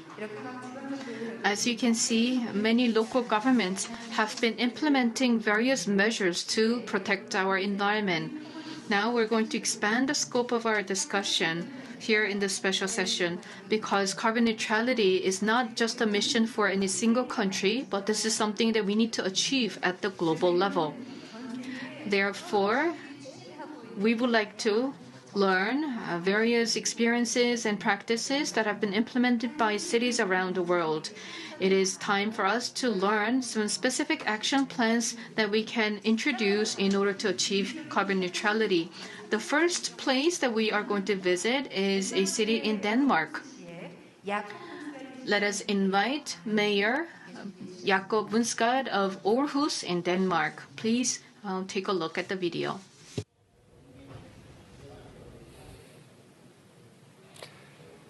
Welcome to the Aarhus City Hall, and thank you for the opportunity to speak to this summit on how we in Aarhus are dealing with our responsibility to combat the increasing climate crisis. The city of Aarhus is the second largest city in Denmark, 350,000 people, and we have set an ambitious target to become CO2 neutral in the year 2030. When we ask the citizens of Aarhus what makes them proud to be part of our city, they all say that it's the beautiful nature that is surrounding us, that it's the green forest, the beautiful nature, and the waterside that makes them proud to be part of the city of Aarhus. We need to take very good care of the nature and the qualities that are making Aarhus one of the most livable cities in the world. When we ask also the citizens if they're happy, we are ranking as one of the happiest cities in the world. And one of the reasons for that is that we are taking the climate crisis seriously. We set out a little more than a decade ago, in 2008, an ambitious target that we in 2030 need to be CO2 neutral as a city and as a community. We're halfway there. Over the last more than 10 years, we have halved our carbon emissions in the city of Aarhus. But we still have a long way to go. We still need to deal with the other half of the city's CO2 emissions. Most importantly, we have to contribute to lowering our CO2 emissions when it comes to transportation, which is the biggest part of what we have left, and the most important part to deal with in the coming years. We're doing that together with the citizens of Aarhus. For when we look at the municipality of Aarhus as a company or organization, we only have direct control of about 10% of the CO2 emissions that we need to reduce. The other 90% is from the citizens, from the companies, from the factories that we have in the city of Aarhus. So we need to do this together in a close partnership with the citizens of Aarhus. So we are taking concrete actions with the citizens, asking them, how can we help you reduce your need for transportation with vehicles that runs on fossil fuels? We're taking direct actions with the companies, asking them, what can we do together in order to reduce the CO2 emissions from our factories and from the different companies in the city of Aarhus? And we still have a long way to go, but we need to do it together, not just in the city of Aarhus, but cities all across the world. We have an opportunity as cities to be more flexible, more agile, and move quicker than nation states have. And therefore, it's important that we do our utmost to reach the climate ambitions set out in the Paris Agreement. I hope that this can be of some inspiration to cities in Korea, cities all across the world, in order to take on our responsibility. We need to do this in order to live up to our responsibility for the coming generations. Thank you for the opportunities to speak here. Thank you. Thank you very much, the Mayor, for sharing us what sort of efforts and accomplishments that there were in making Aarhus, Denmark, into a carbonless city. Thank you very much. 탄소 없는 도시를 위해서 과연 So we were able to listen to the efforts of Aarhus in achieving carbon neutrality. Thank you very much, Mayor Bundesgaard, for your presentation. Which city shall we go to next? It's one of the 3 biggest cities of Sweden. It is Malmö. They have overcome the crisis of their industry to become an eco-friendly city. How was Malmö able to achieve this? We will now listen to Deputy Mayor of Malmö, Simon Christiander. Hi, my name is Simon Christiander. I am the Deputy Mayor of Malmö. I'm responsible for the environment and the city planning in this city. It's an honor for me to talk to you today, and I want to mention some of the things that Malmö is doing when it comes to promoting renewable energy, and also what we're doing to try to make the climate transition as inclusive as we possibly can. First of all, from a political standpoint, we've put up some ambitious goals. We recently passed our new environmental program. It's going to run from 2021 to 2030. This includes all of our environmental politics, but within the program we have specific goals when it comes to energy and renewable energy. One of the goals is that the city of Malmö, the whole territory, should be run 100% on renewable energy by 2030. And we would like 15% out of those to come from solar energy. Right now we don't have that much solar energy, but we are looking to create a company, possibly with an external actor, with the purpose of covering all the industrial real estate roofs with solar panels. Now, if you look at Malmö from above, you will notice that these industrial real estate is completely empty when it comes to solar panels. So we're trying to get to that, and we want to go out to these companies and say, we invest in the solar panels, you need to commit to buy the electricity that comes from them. So we hope that that's going to make a good difference in the long run. What else are we doing? I should also say, though, when we're trying to create this solar company, we hope, the purpose is also to create job opportunities. So people that are currently unemployed hopefully could fill some of the positions that is created by this company. I should also say that the City of Malmö, our own organization, should be net zero emissions by 2030. And we're trying to get to that through focusing on procurement. So, for example, when we have contracts for electricity through our schools, our daycares, our nursing homes, our own office buildings, we procure 100% renewable energy. So that's possible because the energy company can provide that service. So it's a somewhat easy one, I guess.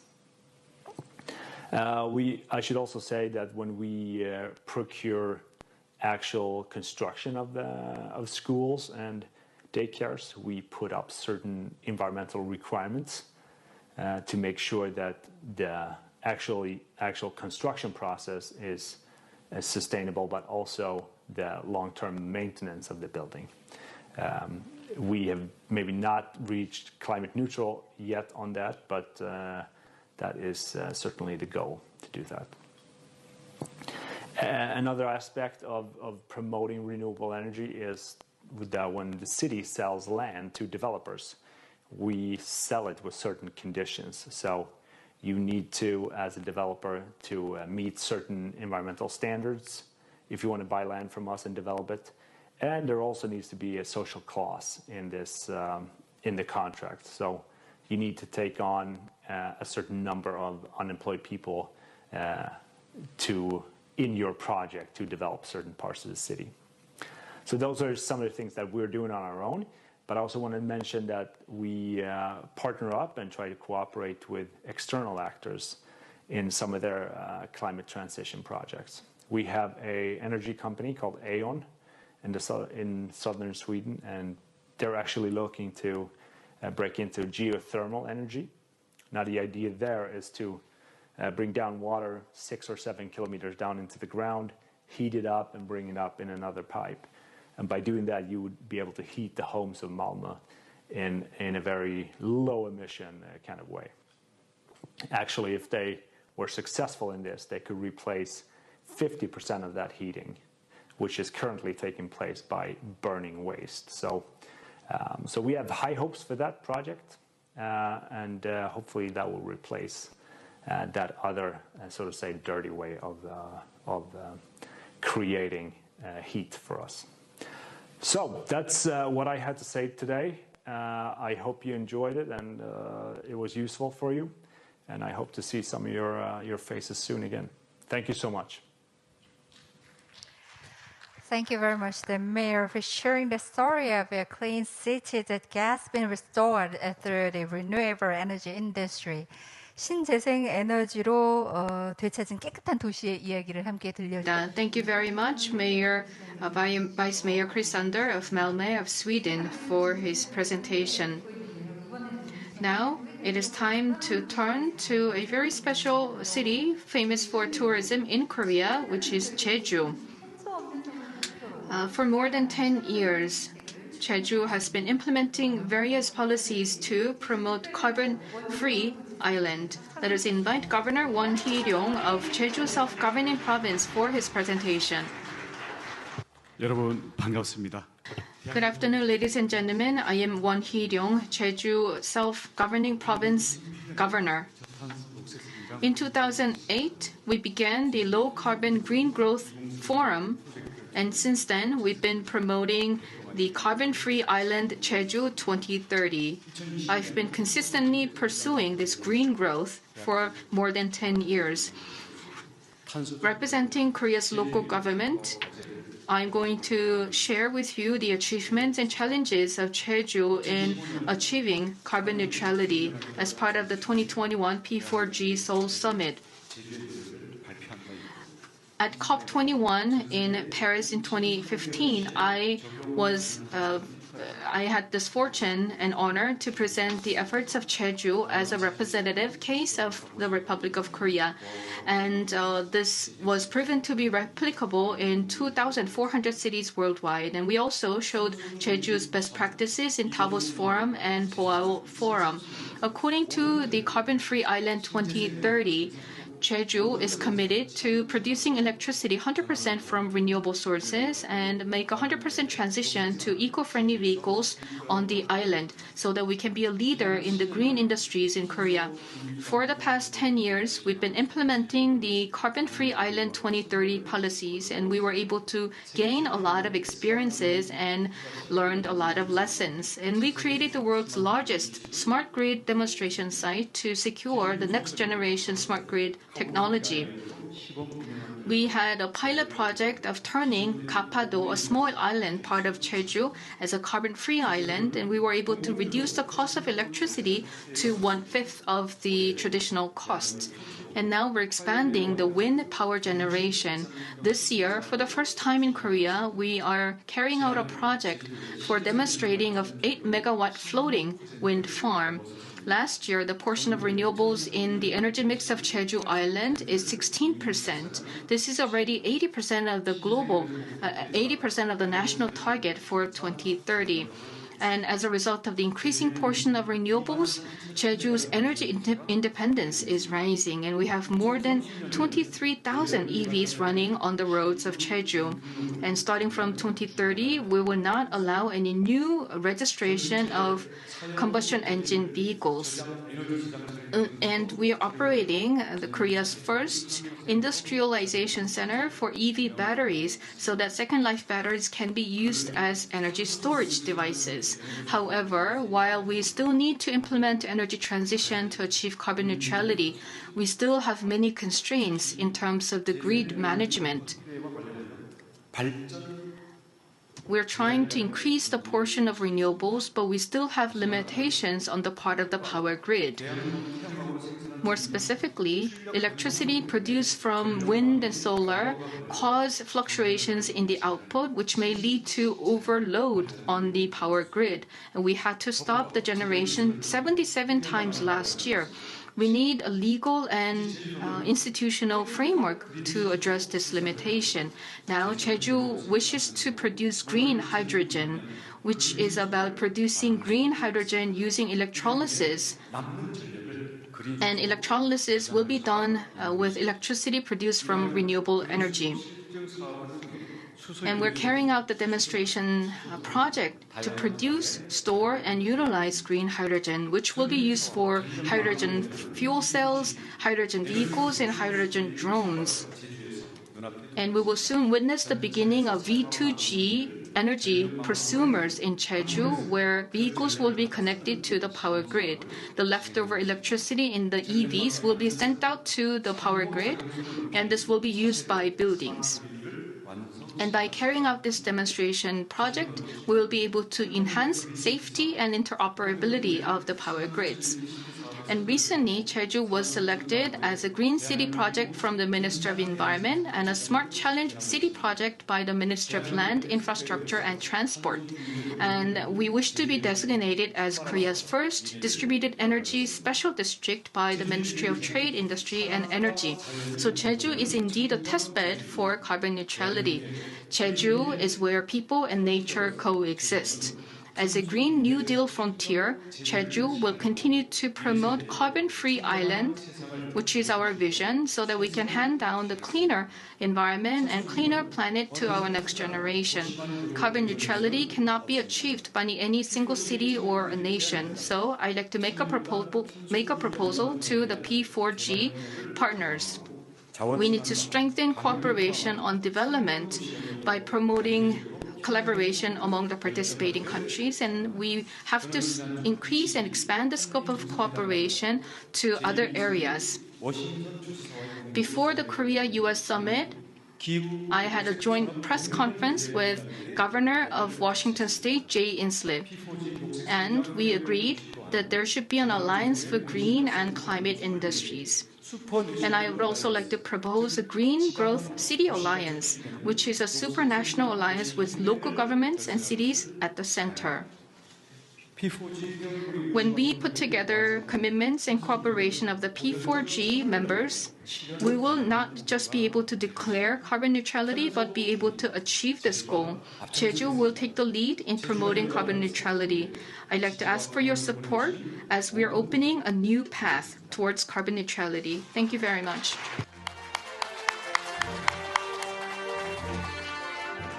네, 원희룡 도지사님. Thank you very much, Governor, for your presentation and all of your efforts. The very beautiful Jeju, breathing with the ocean. We look forward to the next 10 years of Jeju. We are looking at various experience of cities around the world. Let us now travel to Latin America. We have a city that has bold innovations and reforms in the sector of mobility. It is Medellin of Colombia. We will be inviting the mayor of the city for his experience. Quiero comenzar haciendo una reflexión sobre la gravedad del momento que estamos viviendo. Quiero hacer un llamado a cuidar a nuestras ciudades, a nuestros países y a nuestro planeta en una instancia de fragilidad social y ambiental como la presente, agravada por la pandemia. El momento que atravesamos es el más difícil en generaciones. Muchos lo han perdido todo. Debemos ser conscientes de ello, cuidarnos y cuidar a los otros para enfrentar esta y cualquier otra crisis en unidad, buscar las fuerzas para alcanzar el futuro que nos hemos propuesto. Colombia hoy enfrenta una de las más duras crisis, no solo económica, sino democrática, en donde los ciudadanos se han tomado las calles para expresar sus inconformidades y en donde como sociedad debemos poner como meta el cuidado de la vida. ¿Habrá un tiempo más oportuno para la solidaridad y la unidad? Todos sabemos que se requieren recursos nuevos para enfrentar la crisis económica y social y sabemos que es fundamental trabajar con nuestros mejores aliados, la juventud, el sector privado, los sindicatos, los ciudadanos, para lograr ese éxito. En Medellín sabemos que es ahora o nunca para hacer los cambios que se necesitan y hacer de Medellín una ecociudad. En este momento de pandemia se pueden retroceder los avances en términos medioambientales o es la gran oportunidad para mejorarlos. A partir de esto, en medio de la pandemia construimos el plan de desarrollo y además nos convertimos en la primera ciudad de América Latina en firmar el plan de acción climático con C40, plan que guiará a la ciudad en los siguientes 20 años para lograr la reducción de emisiones de gases de efecto invernadero, que esperamos sean del 37% por debajo del business as usual para 2030 y convertir a la ciudad en carbono neutro para 2050. En los próximos 3 años vamos a estar invirtiendo en infraestructura verde con una nueva línea de metro y un metrocable para garantizar la movilidad incluyente, diversa. En movilidad humana, con la creación de la gran ciclorruta norte-sur que conectará 10 municipios de la ciudad.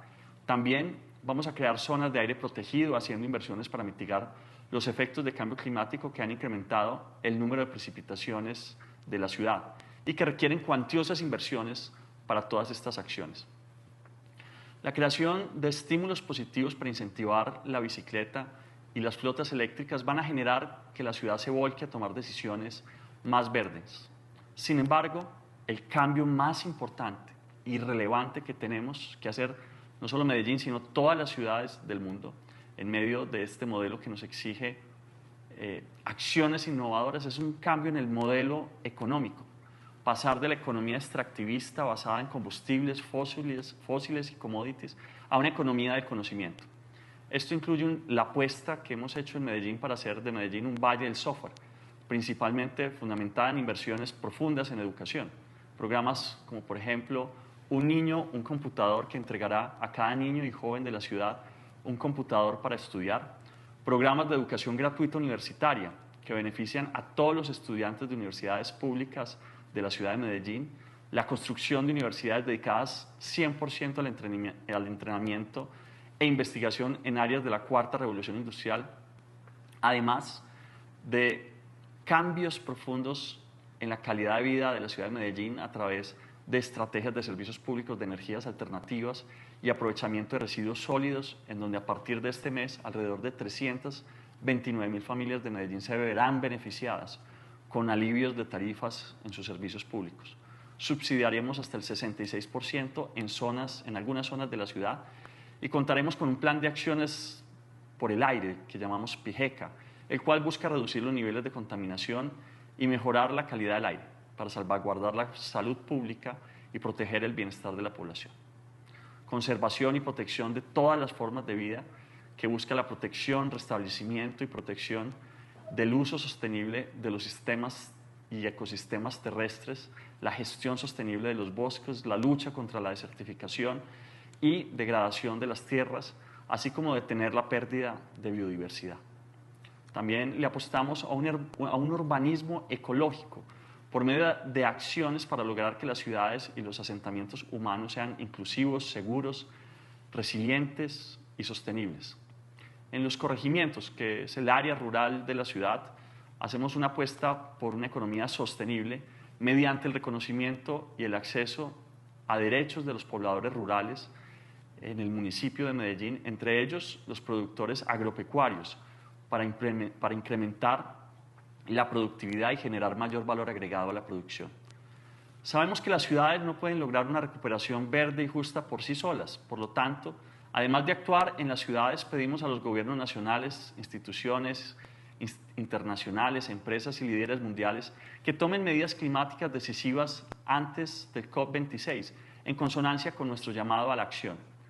Debemos ofrecer inmediatamente una recuperación verde y justa que podría ponernos en camino de mantener el calentamiento por debajo de 1.5 grados centígrados. Sabemos que la recuperación tiene que ser verde o terminaremos reemplazando la actual pandemia por otra crisis.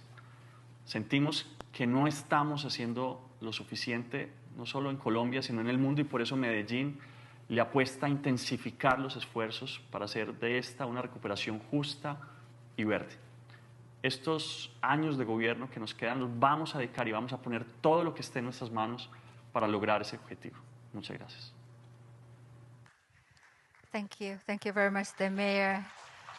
Thank you. His statement on the need for the change in cities for us to survive is notable. So we also must now start the transition to carbon neutral cities, I think. 우리가 살아가기 위해서 도시의 변화가 정말 필요했다. We need changes in our cities in order to survive and in order to continue on. We need to make that important transition to realize carbon neutrality. Last but not least, we are going to visit a city in India.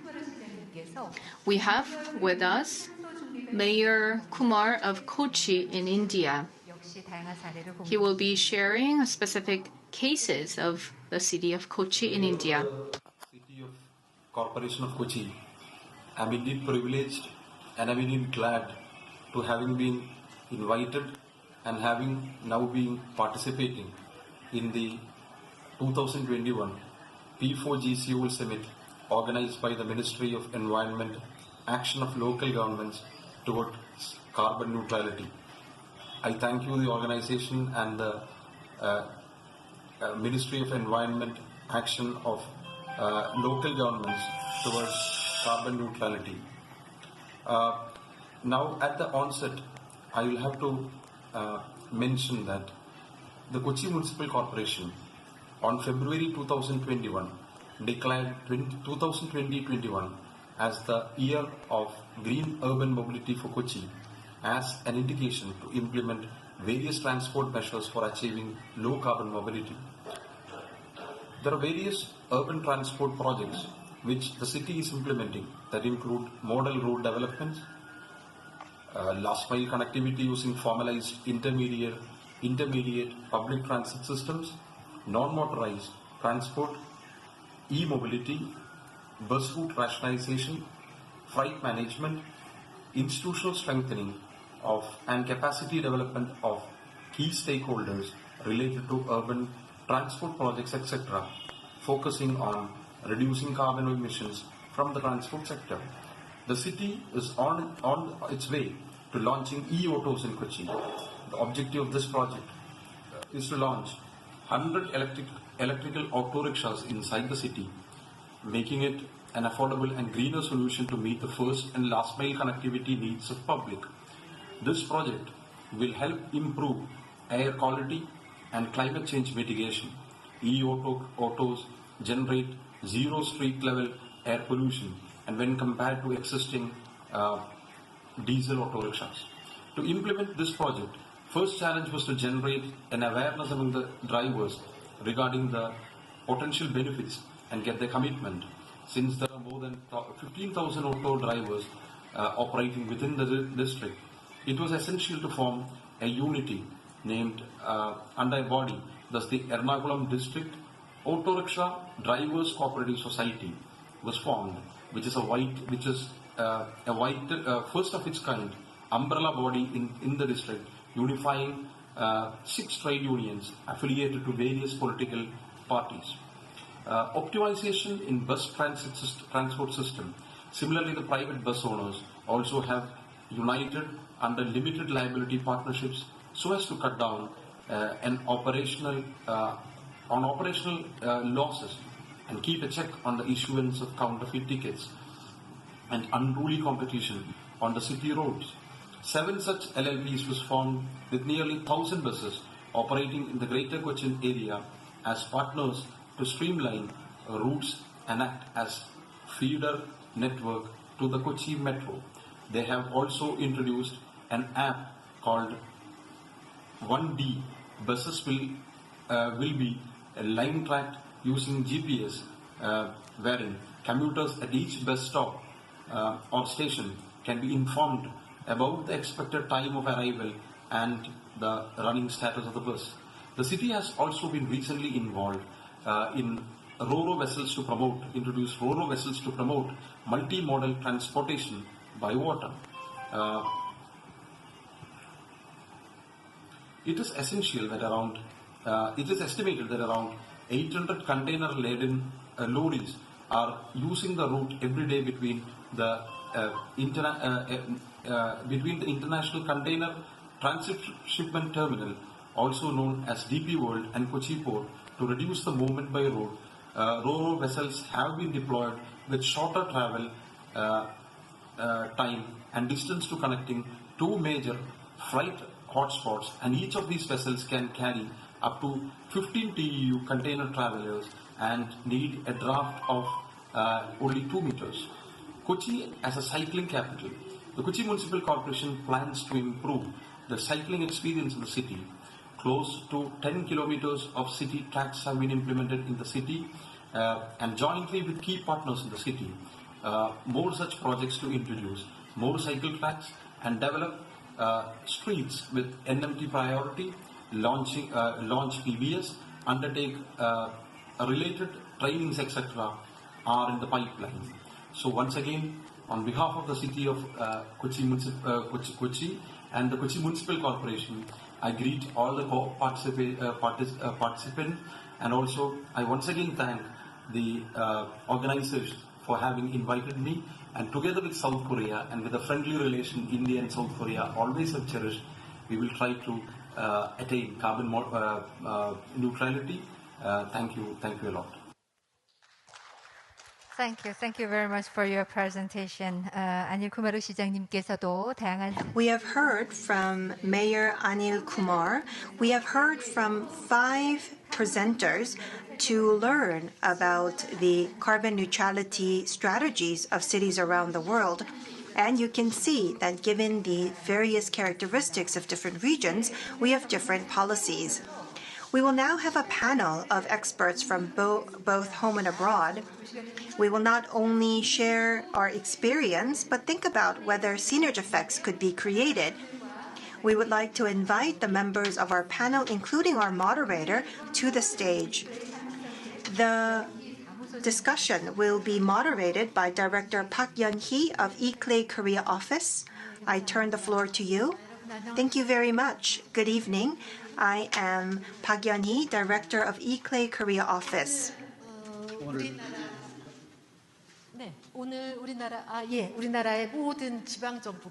We have all of the local governments of Korea pledging to participate in the movement for carbon neutrality. And we have this special session to put our pledge into action. It is indeed a great pleasure to see you here at this gathering, and it feels ever more special. We have heard from various cities around the world on how they are working to achieve carbon neutrality in their own cities. Let us continue our dialogue and talk about how the local governments who have made their pledges can put their pledges into action. Let us take a look at how local governments can benchmark other examples and strengthen our climate action. So we have a great panel prepared to discuss this topic. Let me introduce our panel to you. We have with us Governor Song Ha-jin of Jeollabuk-do. Thank you. Thank you for your participation at this late hour. And we have 2 participants joining us online. We have the Director of GCF, Mr. Tony Clamp. Director of Facility, Green Climate Fund. Welcome and thank you for joining. 감사합니다. Thank you for your participation. And we also have Mr. Kim Hong-jang, Mayor of Tangjin. He will also participate online. Pleased to meet you. Thank you very much. So as you are well aware, we are a little bit behind schedule, and so it's quite late in the evening in Korea. So I think we need to continue our dialogue at a quick pace, but we would like to go through the questions that we have prepared. The first question goes to our governor. Centering on Saemangeum, Jeollabuk-do has been promoting the renewable energy infrastructure under the banner of making Saemangeum as the center of renewable energy. So what have been the achievements and what's the current status of this Saemangeum initiative? I understand that Governor Song Ha-jin has been working really hard to create this center point for renewable energy in Saemangeum. So have you referred to any models of other regions as well?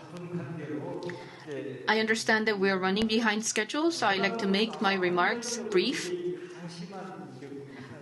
Jeollabuk-do and the Saemangeum area has been very controversial in terms of environmental assessment and impact. In order to make the Saemangeum development a successful case, we have to make this an eco-friendly area. So we have been referring to various cases, and in order to make Saemangeum area an eco-friendly area, especially when it comes to renewable energy, we're going to promote energy transition.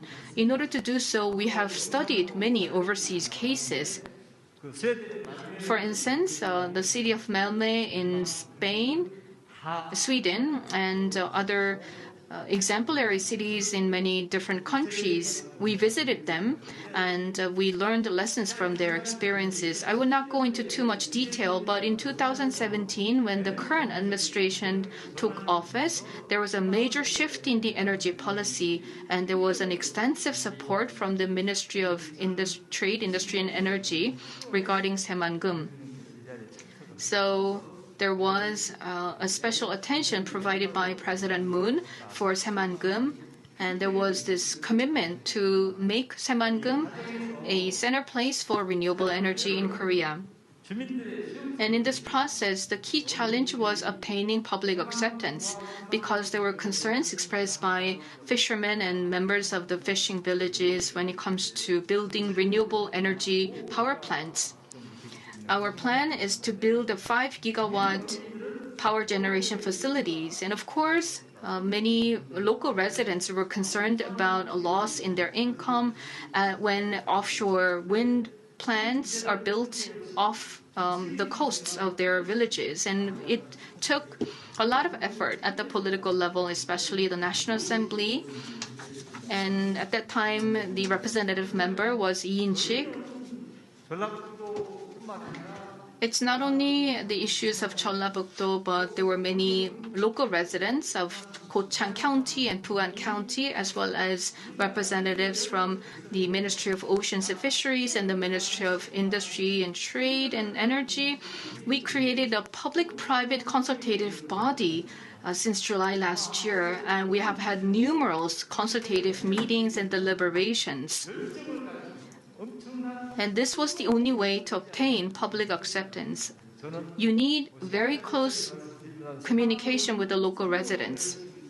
And we're on the right path to a success in the Saemangeum project. And we are making the right steps towards energy transition. I would say that Saemangeum will be an excellent example for successful energy transition. We will make sure that this will become a success. There's a lot more that I can share with you, but due to the time limit, I would like to limit my remarks to this point. And Minister Han, thank you. Thank you very much, Governor. Well, the governor was trying to keep it as brief as possible because he has to get back to Jeollabuk-do, and he's about to miss his train because we are behind schedule. So I think he is in a hurry, and he has just run out, and so he has left our message for us, but he has left the stage at this point in time. We ask you for your understanding. The second question goes to our online participants. The second question goes to Director Tony Clamp of GCF. Next question goes to Mr. Tony Clamp. So I'm curious, what do you say about the 5 cities cases presented in this session?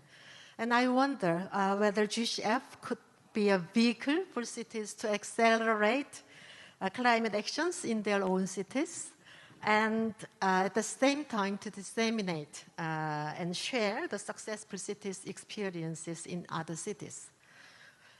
you can tell us, based on your rich experiences or the GCF perspectives. The floor is yours, Tony. Yes, good evening to you, Yong-hee. Thank you so much, and it's a pleasure on behalf of the Green Climate Fund to be participating on this very, very important event. First of all, cities, as we all know, are absolutely crucial in the fight against climate change, and the Green Climate Fund, based here in South Korea, provides support to developing countries predominantly, both through public and private funding, including very much to cities in that fight. And I think it's notable that 55% of people worldwide live in cities, and in developing countries, of course, that the flight to urbanization, increasing amount of urbanization, means that percentage will only grow. So it's absolutely crucial, and with 70% of energy use worldwide, coming from cities, and 80%, in fact, of emission reductions coming from cities. It's very, very obvious how important it is, and it was very, very interesting and encouraging, I think, to hear the five presentations right across the world in terms of how much action is being taken in this crucial area. I think in terms of what we're doing and how we're working with countries and cities worldwide, in all the regions of the world, maybe I can provide some guidance. Clearly, the sectors involved, particularly in terms of the work towards carbon neutrality, and around emission reductions, right across all the sectors involved, is very, very clear. It's renewable energy, it's e-mobility, it's buses, it's water and waste, it's all of these things. Of course, in a perfect world, planning, and including here in Songdo, Yeongsu-gu, in city of Incheon, where the Green Climate Fund is located, there's an opportunity if you can plan, if you like, from scratch how you go about it, but that's not always possible. So we're working on a number of fronts to provide support, funding support to cities, to programs, and I'd just like to mention a few examples, complementing the examples in India, in Colombia, where we're also working in partnership with the countries and the cities involved. We're working, just for example, with the European Bank for Reconstruction and Development on a major green cities program that's fully in implementation now. It's a program well in excess of $200 million across more than 12 cities, including the likes of Istanbul, right across all of those sectors that I mentioned, to support the efforts of those cities involved across those sectors to bring in changes and support the actions necessary. The learning and the knowledge, which is crucial to replicate and encourage further development of all of the activities, is very much part and parcel on a partnership basis, not just with the European Bank, but fundamentally with those cities. In Karachi, in Pakistan, we're working with the Asian Development Bank, very much a hallmark of how we operate, always in partnership, on a major transportation project, hydrogen buses being introduced there, and we're supporting that program. It's of a similar size, as it happens, and that's a program which we've introduced last year. And those each of those cases, those are predominantly, everything is a PPP, very much public-private partnership, working with all parties. But just a particular recent example where we've recently signed an agreement and are implementing a major new fund, an investment fund, worldwide, 40 countries actually, including many of the countries represented at this evening's event. It's a sub-national climate fund, working very much with sub-sovereign or municipalities right across those sectors, and mobilizing all the funds necessary. Complicated area, but targeting that because of the crucial importance of cities in the fight against climate change and towards carbon neutrality. So this is a critical area for us, and we're privileged and proud to be doing that in partnership through our location with the Republic of Korea. And we look forward to further engagement with all of those present here this evening. Thank you. 예, 고맙습니다. Thank you for your. Thank you very much. Well, Director Clamp talked about the funds that GCF is leveraging to support cities in carbon neutrality, not only in Europe, but also in Asia. He talked about his collaboration with the Asia Development Bank, and he talked about some detailed examples of GCF's activities. We look forward to local governments benchmarking these experiences and learning from one another so that we can strengthen local climate action. Thank you for your remarks. Let's move on to Mayor Kim Hong-jang of Dangjin City. Dangjin is where there are many coal-fired power plants. So there's a high concentration of coal power plants in the city of Dangjin. So Mayor Kim understands the need for energy transition. I understand that he has been very vocal about the need for energy transition, and at the local level, Dangjin City is implementing various specific policies to enable energy transition. In this context, I would like to ask Mayor Kim his views on just transition in energy transition and what types of policies have been formulated. There are many energy-intensive industries located in the local economies. And what kinds of efforts have been made to make energy transition in a just manner? I'm sure there's some gap between energy transition and just transition. So I wonder how Dangjin City has been trying to reduce this gap. First of all, I would like to mention that I'm very pleased to be invited to this special session on carbon neutrality so that we can introduce some of the examples of Dangjin City. I'd like to thank the organizers for putting together this session, and I also enjoyed the previous presentations and the discussions. I appreciate the comments made by Governor Song Ha-jin and Director Clamp. We have 10 coal-fired power plants in Dangjin, and we have 189 kilometers of iron transmission towers and other power plant facilities. So we have very high carbon-intensive energy industry in Dangjin. As a result, we account for 10% of the national carbon emissions as of 2017. So we are very vulnerable to climate crisis. Therefore, in January last year, for the first time as a local government, we announced the climate crisis emergency, and we made a commitment to addressing climate change in an urgent manner.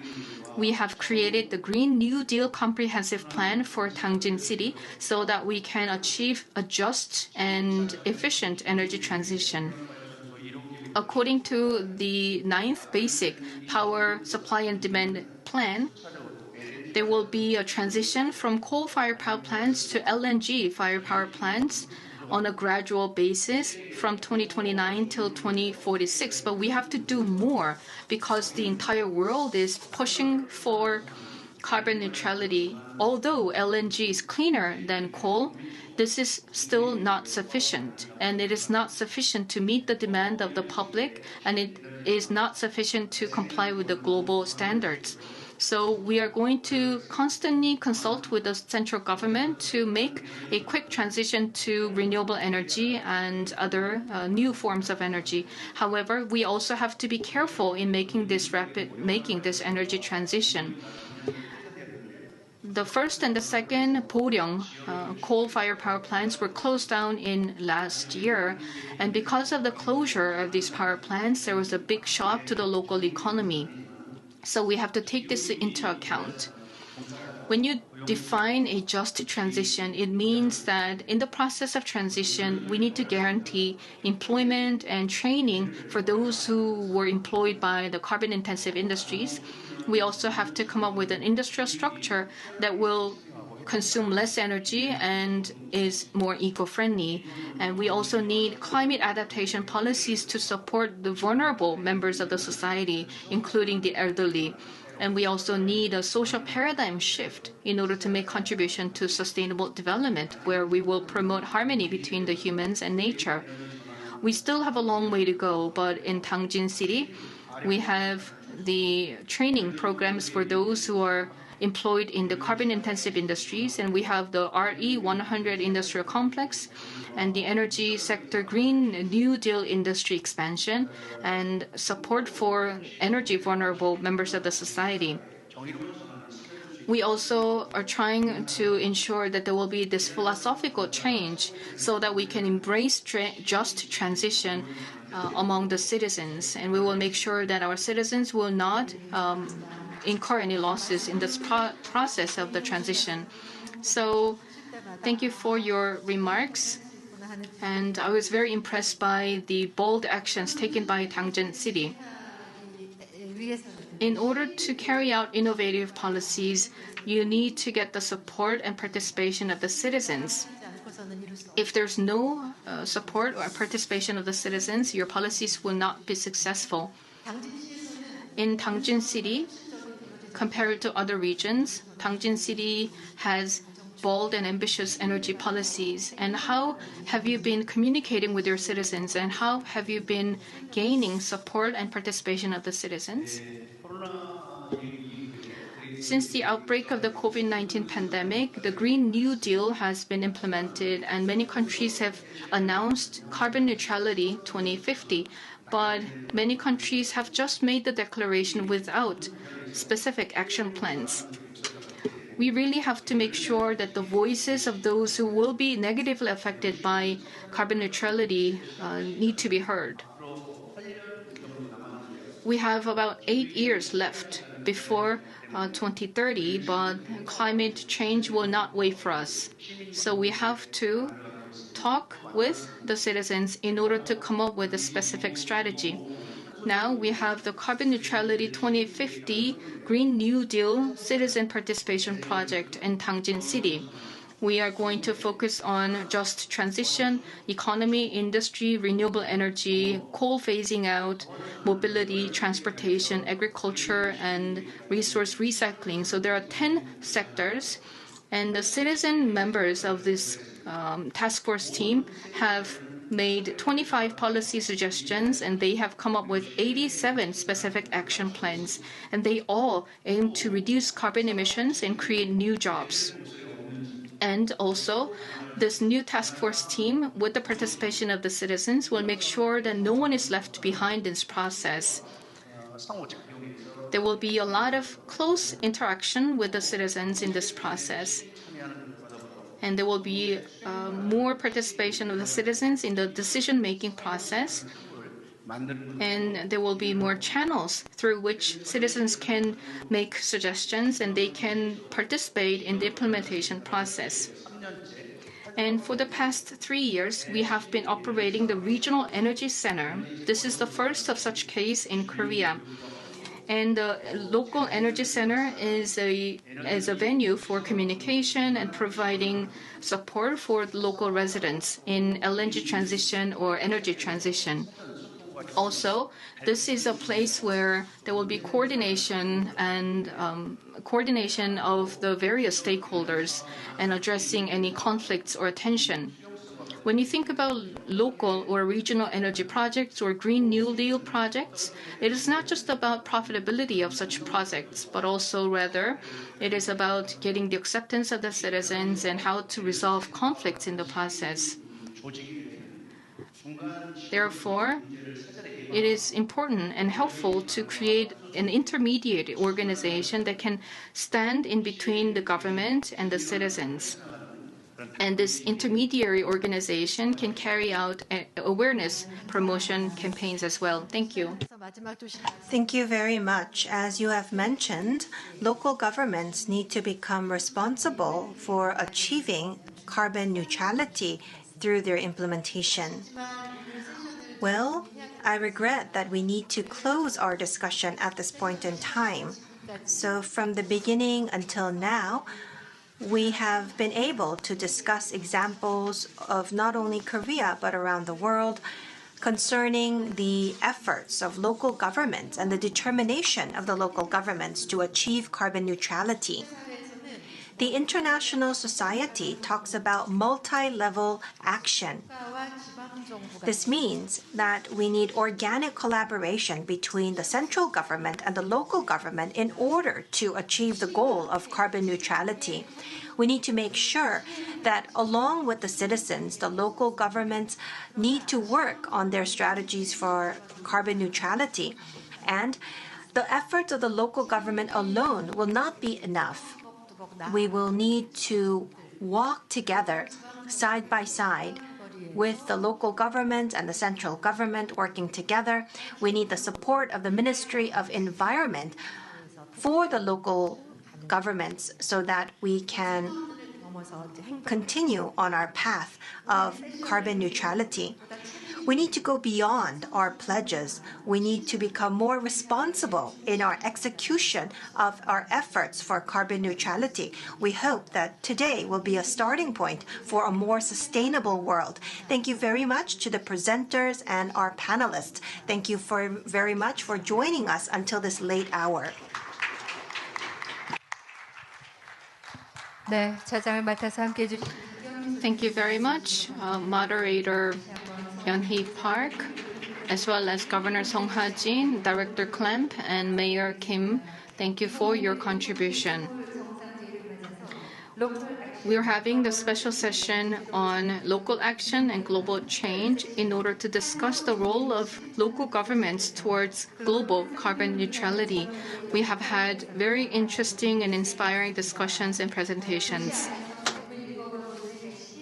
There are many citizens who are living in urban settings, and there are many demands from various citizens. We need to be able to address their concerns, but in doing so, we can find solutions that can satisfy all the citizens as well as the many stakeholders in achieving carbon neutrality. And in doing so, it is up to you, the local governments, who will make this happen. It is time to wrap up the session. Thank you very much for your contribution. Good night.